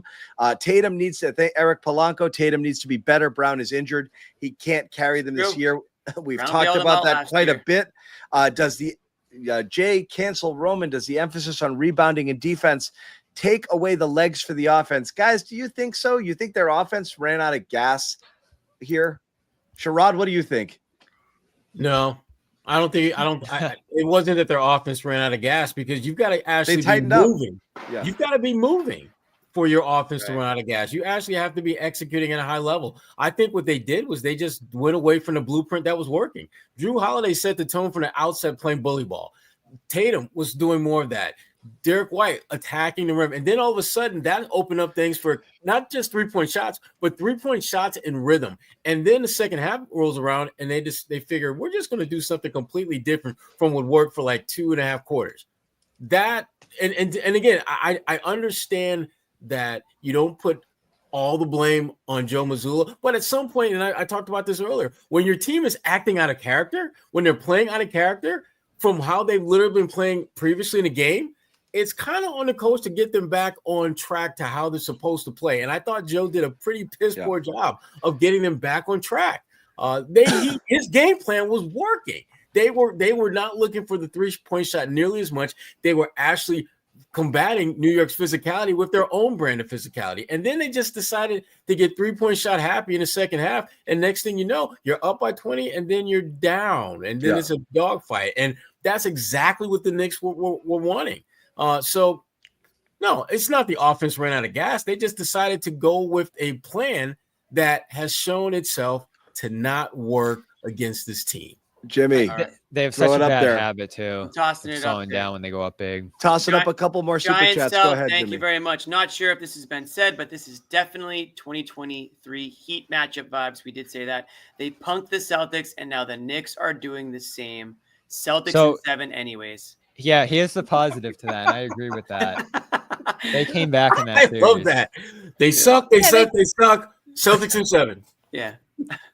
I think there's some similarities. There might be. Real quick, couple more here. We shouldn't panic. Lost by a combined You are 4 so points over generous 2 in the games. loss. Playing the worst basketball of the season. 1 fix, and we're back Thank you, for Jake. sure. That's from Jake. Jake following up. Double We dip. I had to hired go- Jake to put that chat in there. We had to go to buckets in the 4th. That'll come back. JB in the paint. JT corner 3. Al open 3s. ETC. Don't trip, fam. We're gonna lock in. So again, some Okay. people still bullish on this. I saying there's actually, a chance. Chris I'm- is bullish too. gun to my head. I still think the Celtics win the series. No, Go he's ahead, not, Jimmy. actually. John? No, he's not. This is though. your Oh, yeah. opinion, John? Mine is, Or yeah. This is a super chat. Chris, No, a I little bit still of a do. downer here. I was excited to see the Celtics face off against the competition this year. It hurts to see the C's regress during one of the best playoffs in years. Jake comes back again for a 3rd time. This guy is just he's making it rain in the super chat. Bring it, Jake. Jake, I'm Boom, not tripping boom, at all. boom. Knicks Yeah. have peaked and C's are playing terrible. If we play okay, we win by 10 plus, and if we play well, it's a blowout. Season 6. Okay. How about this one? I like this. Chang the Virgo coming back with another one. Will not be denied. Jake, Wow. Jake, you're not going to out super chat Yeah, me. nice Fair try, with the bud. Celtics fans. Don't be back in Tatum's something emoji. Oh, I know what that is. Yeah, I that's know what it is too. Okay. I'm not Okay. going to say it. When he puts on a show at MSG. Some people are don't- allergic to it. Yeah, exactly. And when he puts on a show in MSG, You'll absolutely. come crawling back. Yeah, exactly. I get that. Merck has I'm been bad, throwing yeah. down here. If the Celtics get swept or lose in 5, does Joe get fired? Guys, how serious is this? If it's a meltdown, could Joe Mazzulla There's lose his zero job? chance Joe gets fired. Zero. Oh God, who said that? Yeah. There's zero. Was that Bobby that just said that? They're not. Yeah. You think Brad Oh my Stevens God, is going poor to fire Joe. Joe? Poor Joe. Bobby just said zero chance Joe gets fired. Oh, no. Joe, kiss of Joe, death. Joe just got fired. Joe's Bobby. That's like- what just happened. Joe's Joe- watching Celtics right just now. released I was like, no. Celtics just put a press release out. Let me check my email. You might as well give him Coach of the Year No. award, Bobby. Why don't you do that too? Jake with another one off the top Wow. rope. We lost by 1 point, guys. A made free throw could have made the difference. I think we're overreacting. We'll Okay. see. You lost by I 1 agree. point. Again, that doesn't tell the whole story, Jake. Don't tell half the story. Jimmy, what is that hat? It's like a scally and a baseball cap. Okay, this is not Had a a hat. It was baby? it No. was an eye mask. It's I just had this. it on my forehead. Tell him, Jimmy. Yeah, listen, this eye mask that you see is not what we're selling, but we are selling eye masks now. As of yesterday, eye masks is for But sale. we're still stuck This- on this sad promo code of 12 more. Guys. We can't move off it. We've been on the 12 more promo code for 2 weeks, it feels like now. But guess what? It still works for you guys. 20% off the merch store.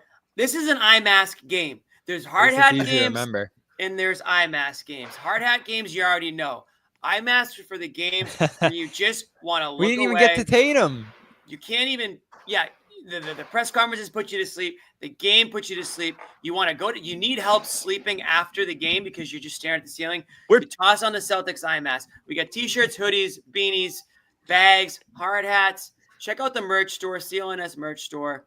Yeah. And right now it's 20% off. Okay. Real quick, a couple more super chats, and we'll get closing thoughts from everybody here. But Oh, we I did can't get a stop lot of laughing them. over here. Just a quick note. Thank you all for reporting and analysis. I think reporting and analysis is you guys, Jimmy and I just yell. But that's fine. I'll It's take actually it. become a therapy for me, literally lifting my spirits, much needed. Thank you, James Lyons. This is the first time. It's been a Yeah. long time since we've had a panic This is how show. it began. I Yeah. was everybody's. I feel like I was a lot of people's therapist in COVID. It does feel during like we're COVID. back in 2023, down 3-0. Yeah. I mean, can you imagine they go down We 3-0 failed here? because everyone's crazy now. I failed. Celtics in 7. Yeah, kid. Doors. Doors. Let's stick by our squad. Doors. Keep them kid. doors open. You think the C's are missing Van Gundy? What? David What? Tempkin? Don't just. That is Where- the what are we reach gonna of go the back reach to? of the Eric, night. John, play our messages. Love you, but come on. I know there's a lot of them, Eric. I'm trying. That's John's. Here's one for Noah, the Aggie way. I really like Noah. She brings that fire. Got that dog in her. Got Got that dog. dog. Parrish Duggar. This might be the third. The dumbest thing is to not respect your opponent. Yeah. The Boston fan base and media have a big role in this series, Bobby. That's me, Damn it, that's Bobby. me. Why'd you predict them to sweep, Bobby? You blew it. I didn't see this during the year. I really didn't. You ruined everything, man. Bobby, Hey, you guys, Bobby. you guys all picked the Celtics too. Give me a break. I know. My That one prediction's extra still game alive. we gave New York is giving us so much cover right now. I mean that prediction's out the window. Who predicted 5? Noah. I predicted Sherrod, 6. did you have 5? Yeah. So Yeah. you guys, Bobby, this isn't about us. This is Jimmy about and I are you. alive. No matter what, we win. We've won. Ours is closer Ours to is right. closer. Yeah. That's yeah, true. it's true. All No right, matter Eric. Unless they what. lose. You're all This year. eliminated. Eric Polanco, Jimmy. Eric, last one for the day from Eric. By the way, thanks, Eric. Are you guys mad or are you worried or both? Good night. Love you guys. That's from Eric. Good night, Eric. If you're listening tomorrow, we're going to answer this right now. Bobby, are you mad, angry, both, panicked? What is it? Where are you in the panic meter? I'm concerned. That's what I'm saying. Because Ooh, the concern. under normal circumstances, like everything's equal, everyone's healthy. I'm feeling okay about their chances to get back into a series like this. But we've said it all year. They're so limited in depth that if Porzingis can play 13 minutes, that if Hauser can play 0, it just puts even more pressure on Tatum, Brown, and particularly Horford. So I think you're going to have to get more creative with lineups. I think you're going to have to try to integrate Pritchard and Cornette because they both played really well in the series so far. I know it's tough to fit both of them in there and pull another guy off the floor, but you probably are going to have to think about getting outside your comfort zone now, because if you just keep rolling out double big, a little bit of Porzingis in each half, and make Tatum and Brown play these entire games, I don't know if that's going to be the formula to get back in this. Noah, concerned, angry, panicked. Just real quick, rapid fire answer from Noah. I'm definitely not angry. Yeah, it's not the emotion that comes to mind, You're but I not think angry? because who would I be angry at? I don't know. It's okay. Me? Them. They're gonna ruin our Always. summer. No, I mean, obviously, like nobody wants them to be eliminated in the second round. Like that would suck. Yeah, it would suck. Where are Like, you in I'm the not panic gonna- meter? That's a better question. Panicked. Like the Oh. odds are against them. Like Can that's- we He's rebuild fully the panic fielded. meter? We might need to. Noah might have to be in the Because far here's the right. thing. I mean, like, listen, again, this stat that I hope is right. 3 teams have done it in NBA history, right? Things have changed so much though with how the playoffs Yeah, are but going still, this year. and when a team goes down 3-0, you always want to say this could be the time that somebody does it, but still not nobody's down done it. Right? 3-0. I know, but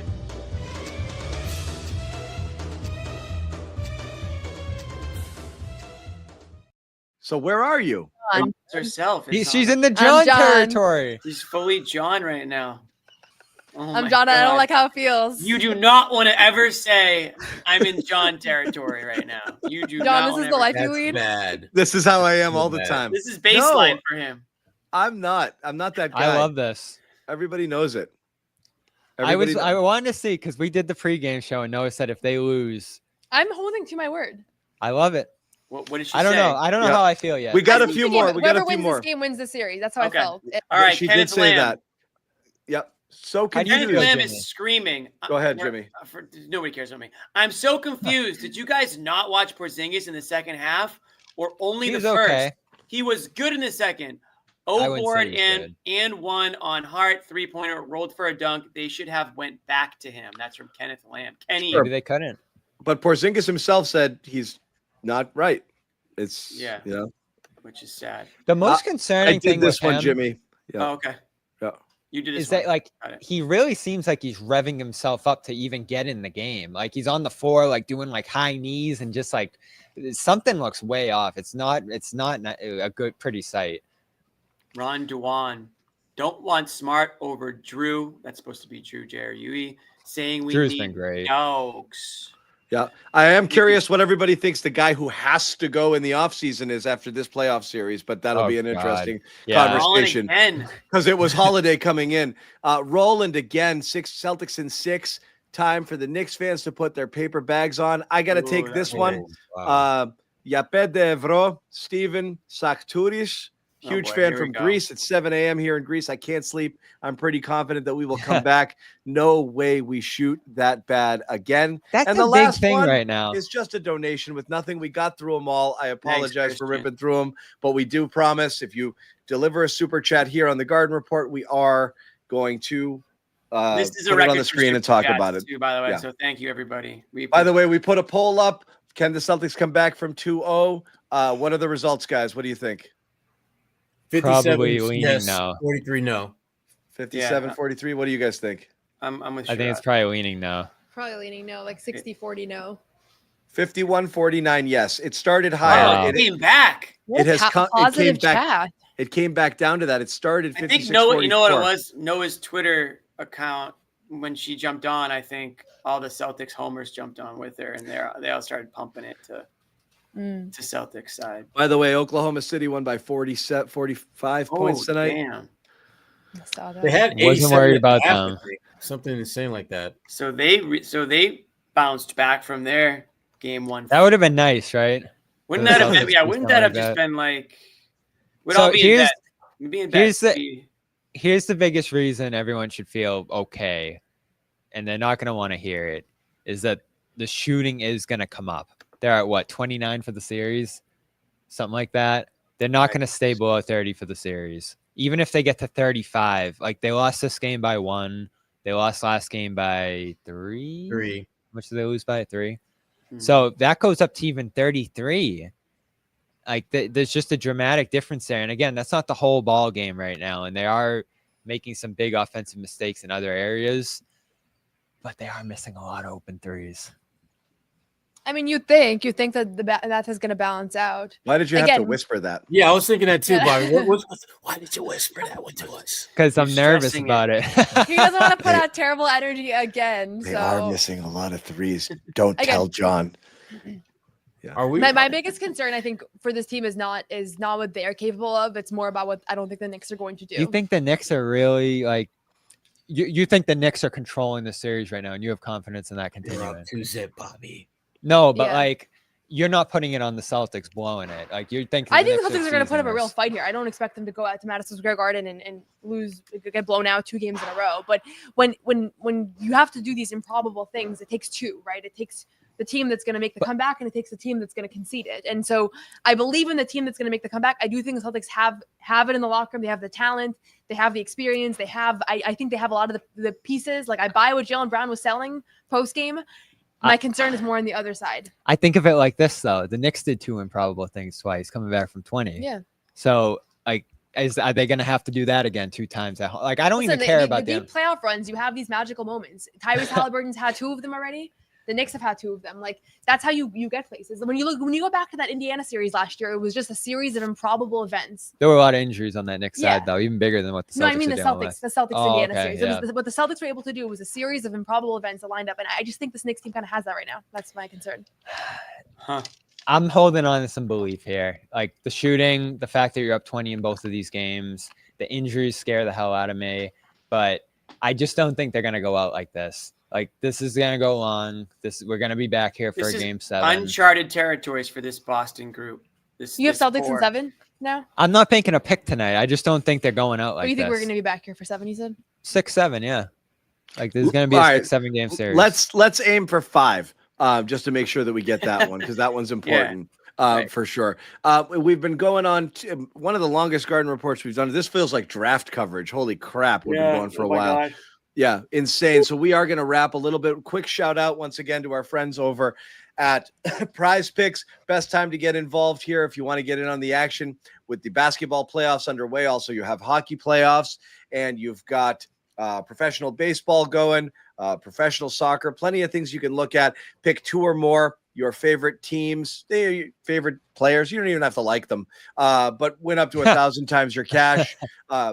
Download the app, promo code CLNS for new users. You play 5, you get 50 instantly. Your account don't have to win, doesn't matter. Just play 5, 50 cha-ching, right into your account when you sign up for Prize Picks today. Prize Picks, run your game. We say thank you so much for the super chats all game long. You don't have to give us any more. It's too many. Stop it. We don't want any more. We're giving them back.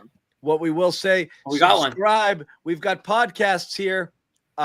Jimmy's covering my promo, but that's cool. That's okay. Subscribe to You Got Boston with Noa, available on CLNS Media. She's going to be doing one as well after this game, unless there's another fire alarm. Subscribe to the Big 3 podcast with Sherrod, Blakely, Gary Washburn, and Kwani A. Lunis, also available here at CLNS Media. You can also check out all of Sherrod's written work on his Substack. And again, support us and subscribe to the entire CLNS Media Network. Here on YouTube, turn on your notifications. That way you'll know when a new video drops. We go live after every game for hours and hours and hours. That's just what we do. We do appreciate you guys hanging out with us here. And that's that. Guys, I want to ask you the last question. Noah, you talked about body language and the vibe that you were seeing on the bench. I think that's a really interesting observation that it felt like they felt like they were losing it, which is weird for a team that's overcome adversity, won a title, been here before. And we said one of the great things about this team entering the playoffs was that they're the veterans. They're the grown-ups. They're the team with the experience and the playoff experience. So weird to see it like that. What was your vibe talking to them? Press room, locker room, all of that stuff. I've never seen KP that defeated. Even Brown seemed like he was holding back a little bit. And again, I don't know how much you can read into it, but the vibes were not awesome. Pritchard got out of there fast. What did Pritchard you looked really unhappy. Yeah. I mean, Porzingis was in a expectedly he was in a mood that I've never seen him in, that I never knew he was capable. And he was really really somber, really down. And I think it's twofold. It's twofold, right? It's what he's personally going through and understanding the ramifications of that, and then also the position they find themselves in. I thought Jaylen and honestly, Joe too, were calm and poised and obviously their experience with media. Jalen in particular has been in more difficult moments, right? And he's always handled himself. But if anything, that does give me a little bit of faith that those guys at the top are going to be able to kind of recollect here. And at the end of the day, like, it does feel like, I don't have a lot of confidence in their ability to come back here, but they're still one of the teams that has a chance, right? And I think that there's a certain level of, they've come down from 3-0. You could sense that they feel like there's still an opportunity here to do something really difficult. So I believe Jalen when he kind of reiterated that. What do you think of Porzingis saying that the pressure shifts over to the Knicks now too? I thought that was. I think he was just yapping a little. Honestly, I don't know if there's much significance. That's a cliche. However, if the Knicks lose Game 3, the pressure's absolutely on because then you lose 4 and you. No, they have to win the series now. Squandered everything. So that third game is obviously. I know Noah said tonight's winner wins the series. I'm not going to go as far as to say Celtics win Game 3, they win tomorrow, but everything changes completely if they do. So, because again, it wouldn't be stunning if you split at home and you go lose Game 3 on the road. 2-1 on the road is not crazy. It's just thinking about you've lost your margin for error. It's a long series now. You can't have a bad shooting game. You can't endure them having a lights out shooting game. You just don't have very many other. You have to play perfect, almost perfect the rest of the way. So it is tough. Yeah, and you just haven't been down much in this series. You've lost 2 massive leads. Like, there's not. What should make you feel good is there's not can they win a game? No, sort of definitely not. Like, they're just in total control of these games, and they're amazing on the road. They're one of the best road teams in NBA history. Like, that gives you some. There's very little beyond the injuries and the illness here that make you say, "Ooh, like they can't do this." Like, they can absolutely do this. There's no reason to think that they can't do this. Like, they have everything they need. They've been in a great position in these games, and they've just squandered it. So that's why, like, I agree with you to some degree that the Knicks have really risen to the moment in key spots here and taken these games. But I do feel like the Celtics have been way more complicit in these collapses than that is the case here. Like, it's obviously both, but I think the Celtics have just slowed down, made really distracting moves like that Robinson thing today that I can't get over. And even the lineup decisions and some stuff like that down the stretch, the late game, play calls, stuff like that can all be fixed here. And there's not a big margin for error. They should bring you into the locker room. But then, like, we watched this 3 when they're down 3-0, and we all just said, this is a disaster, this is over. And then the shooting came back up and they went to a Game 7. So like, I'm getting deja vu a little bit here, but the Porzingis thing worries the crap out of me. What we saw out there with him today was really concerning, and Hauser doesn't look like a guy who's going to be back. He barely stood up. Yeah. You want to know, you guys are talking about Celtics being the best road team. This is going to be maybe the biggest road game of all of their careers. It's going to be the atmosphere in there. It's going to be the craziest road game that I imagine you guys have ever been a part of. I mean, we're talking Madison Square Garden. I said it earlier in the show. This is the biggest game in Madison Square Garden in 30 years, and I'm not even exagerating. The get-in You're probably going price, to let some extra people in, just stand in the hallways. The get-in price on Game Time for this game is $664. That's the get-in price. So this it was a lot cheaper before they won the 2 games. I'm sure it was, but everyone's fired up for this game in New York City. Yeah. If the Celtics are the best road team, they're going to have to prove it on Saturday. This is their biggest test. Yeah, and we'll be back with another Garden Report, of course, on Saturday. I do want to say shout out to the chat. Many of you have been here literally each second of our 2 hours and 47 minutes that we've been on the air here. 2 hours and 40. That's how long we've been going. A long, long time. Thank God for the 7 o'clock game because I'd be dead right now. But we've been going long and strong here. We endured a fire alarm. We didn't get a Tatum press conference. That's probably what kept us awake and alive. They are practicing tomorrow, though, so I'd assume we'll hear from them tomorrow. We'll definitely hear from Tatum. They are practicing. We're going to hear from Jason Tatum tomorrow. But there's still 19,000 people watching this on all our platforms right now, including YouTube and Twitter. A ton of people out there in a lot of different places, peaking at around 4,000 people on YouTube at one point. So an insane audience coming in here. Plenty of Knicks fans came in to dunk on Celtics fans in the early going, and that's okay. They were sad to start this. You series. sad losers. You're all losers. I don't think there's any of you left. You're losers. Could one Knicks fan stand up before the series and say they had a chance? Like, I had to hype, that guy up outside. Like, Bobby, you did too much hyping.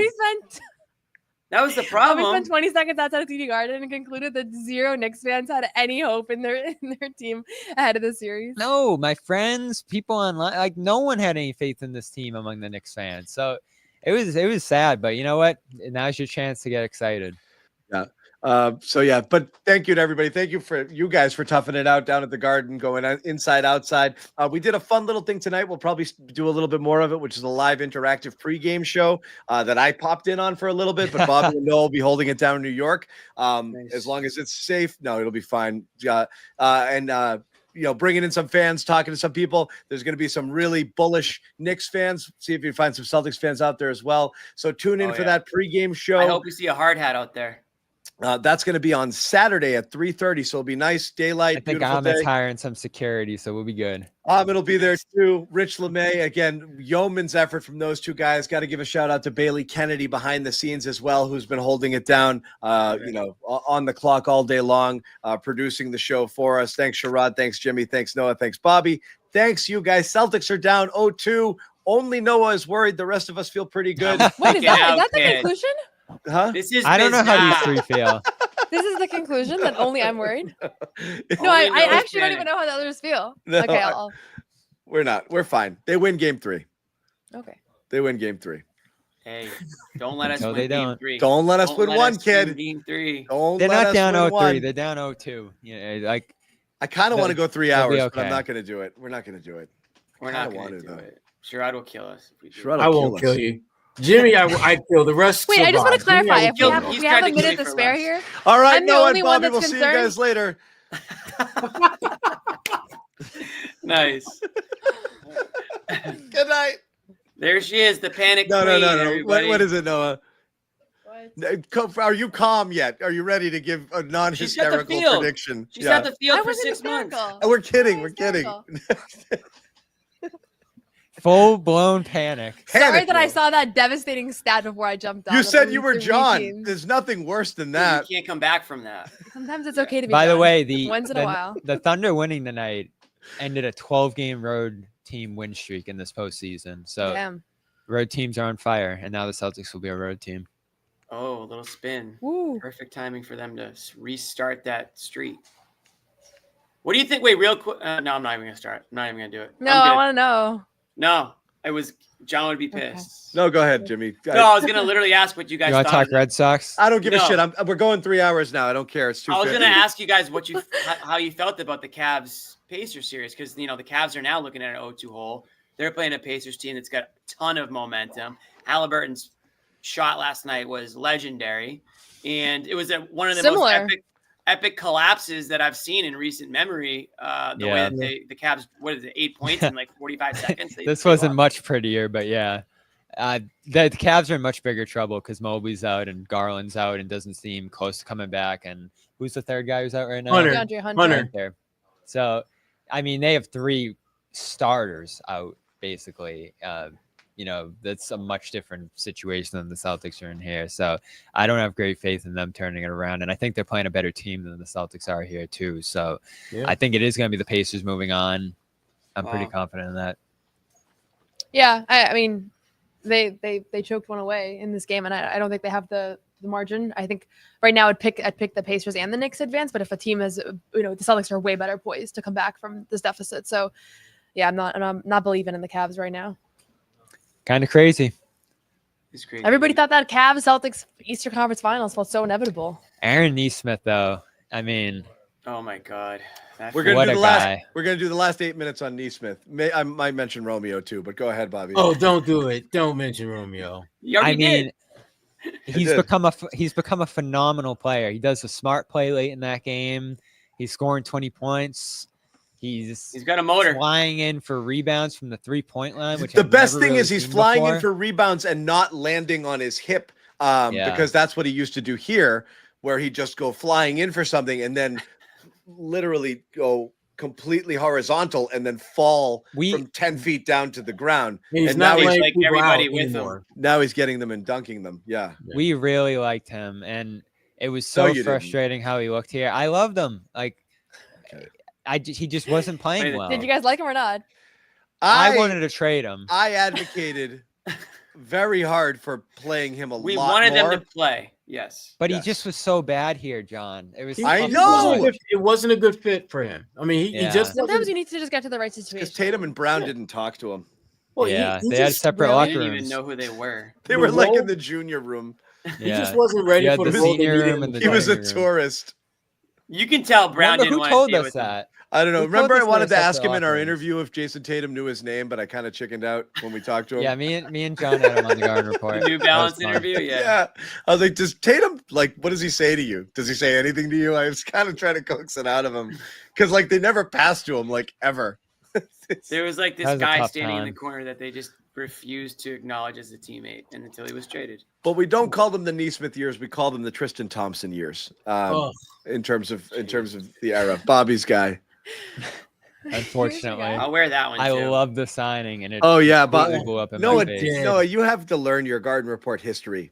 Well, can you guys send me down and just run me through it? Because So me I'll and write up Bobby a memo. loved the Tristan Thompson signing. We thought he was going to bring like leadership to the squad, like a winning mentality. He was a champion. Played with LeBron. No, he was on a roster No, that he just won a wanted to championship. party.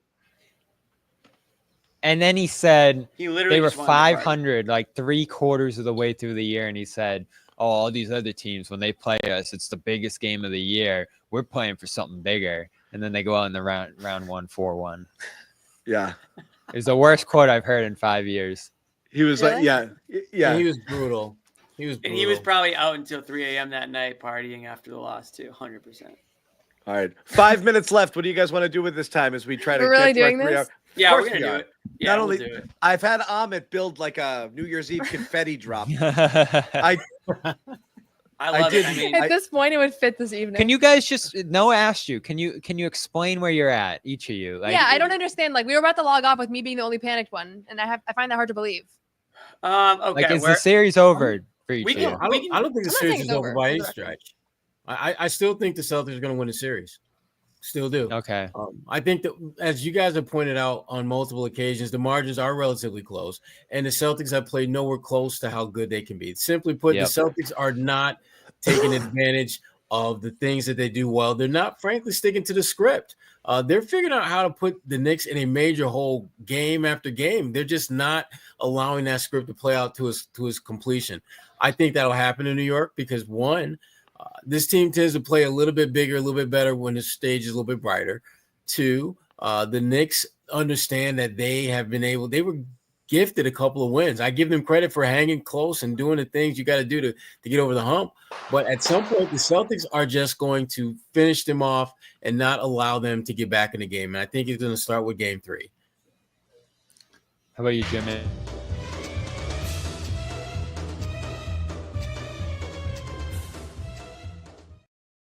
had to run that to see where I wanted to make sure I was where I thought I was. I'm where I am on the panic meter, so I'm not quite John Zannis level. Thank God, I might be able to sleep tonight.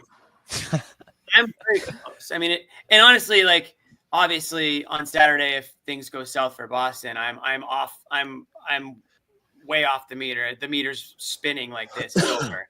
So maybe I should be more panicked. I am acknowledging that the Celtics are in a bad spot right now. I have not been impressed with a lot of things. I acknowledge that they have the ability to go up 20, but I'm also very aware of the fact that just as quickly they can turn into a completely different team, get complacent, and they've allowed the Knicks to believe that they are the better team. They've allowed the Knicks to believe that they have a puncher's chance. They've allowed Knicks to believe that they can advance. And once you allow a bad team to believe something different about themselves, they're no longer a bad team anymore. So the Celtics being a 10.5-point favorite going into tonight was ridiculous. I don't think you're going to see anything close to that the rest of What's this the odds series. on the series now? I don't know. I haven't looked Ask at for that. Zingis. But I am Who's panicked doing because it's not so much I'm panicked because, oh, wow, the big bad Knicks. It's the fact that the Celtics just do not look put together. They just look out of sorts. They don't look like they're playing inspired basketball from the top down, the very top down. And so I don't really have a lot of reason to believe in this team right now. So until I see them win a game, I have no reason to believe in them. So I am I'm very close to John Zannis level panic. I really should be there. I'm the least panicked, by the way, but that's okay. Very, very tip of my own. You're the panic least? meter. We're never on the same page, John. Celtics in 6. I'm not. It's a good thing, Noah. Here's the thing. The only thing that panics me, actually, I wasn't even Porzingis' play tonight. It was how Porzingis talked after, like he's That's so sad.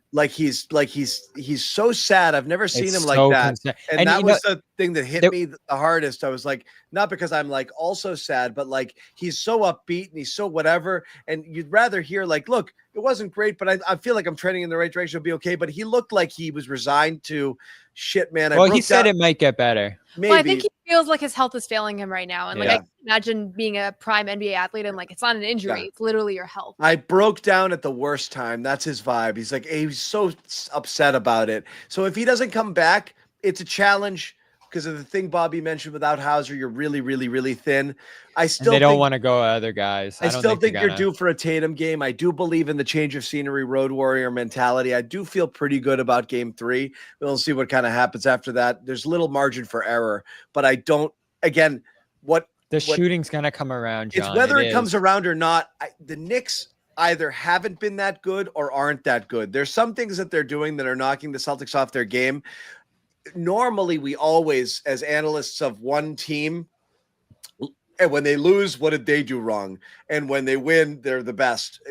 And we never say the other team, give them credit. I'll give the Knicks some credit for throwing them off their game some, but not that much. I'm really not like super. OG deserves a lot of credit. OG He's deserves the a lot of guy. credit, but for the most part, like Brunson was bad tonight. Towns friggin' almost fouled himself out of game 1. Like they haven't been super. Bridges sucked all game except for Did one you say quarter. he had 0 until the 4th? He had 0 until the 4th. He had Wow. 14 in the 4th. Yeah. So 14 uninterrupted, like 0 resistance. yeah. So like, and again, they haven't been. They're not like striking fear in you as well. So that's one of the reasons why I'm not like if you'd lost 2 in a row and you're like, I don't know how they're coming back against this team. Please but don't it's be not. scared of Robinson next game. Just Yeah. let him play. Is that going to be your post game story? No, but like it You do just get drove me nuts. fixated. He's do. brought it up. Valid a story. few It's times. a valid story if it is. Tim Somebody's said right. before the game, I asked him, what do you think of them fouling Robinson? And he was like, it's great. We get into the bonus. We can set Well- our defense. We can. He would say that even if he didn't mean it. I think. Yep, he would. I think. Anyway, we do have Did to it. wrap it, I'm We did afraid, it. but we did hit 3 hours. So congratulations to all of us. We did it. Bobby and Noah amazingly are going to keep talking about basketball. I'm going to shut it down for 3 days. But Me too. you're going to get a lot more stuff tonight, tomorrow. Stay with us here at CLNS Media. We've got you Had a covered. day. Bobby and Noah and Amit and Rich are hitting the road, going to New York. So they'll have full coverage there as well. Celtics, we expect to practice tomorrow. So we'll hear a little bit more We need from them. Celtics fans in Boston and New York, John. We need vibes tomorrow, Yep. guys. We need to know what the vibes are like. So that's what you guys are going to give us. Again, hats off to everybody who stayed in on our side, the guys at the Garden. Again, one more shout out and thank you to everybody out there who watched us all the way through. The Celtics lose 91-90. They blow their second straight fourth quarter 20-point lead. It hurts to say it. They're down 2-0 to the Knicks. Wow, in this Crazy. we will see you guys on Saturday. No one's sneaking a vegan brownie by me, I'll tell you that. Okay, you know what, John? We're going to do it. You have to feel that way too, Bobby. I have to Same. feel that Same way. to Let's you. fly out over and make Luke your first center. Bobby, we gave you Luke hour early. We're not going to end this on a damn conversation about Luke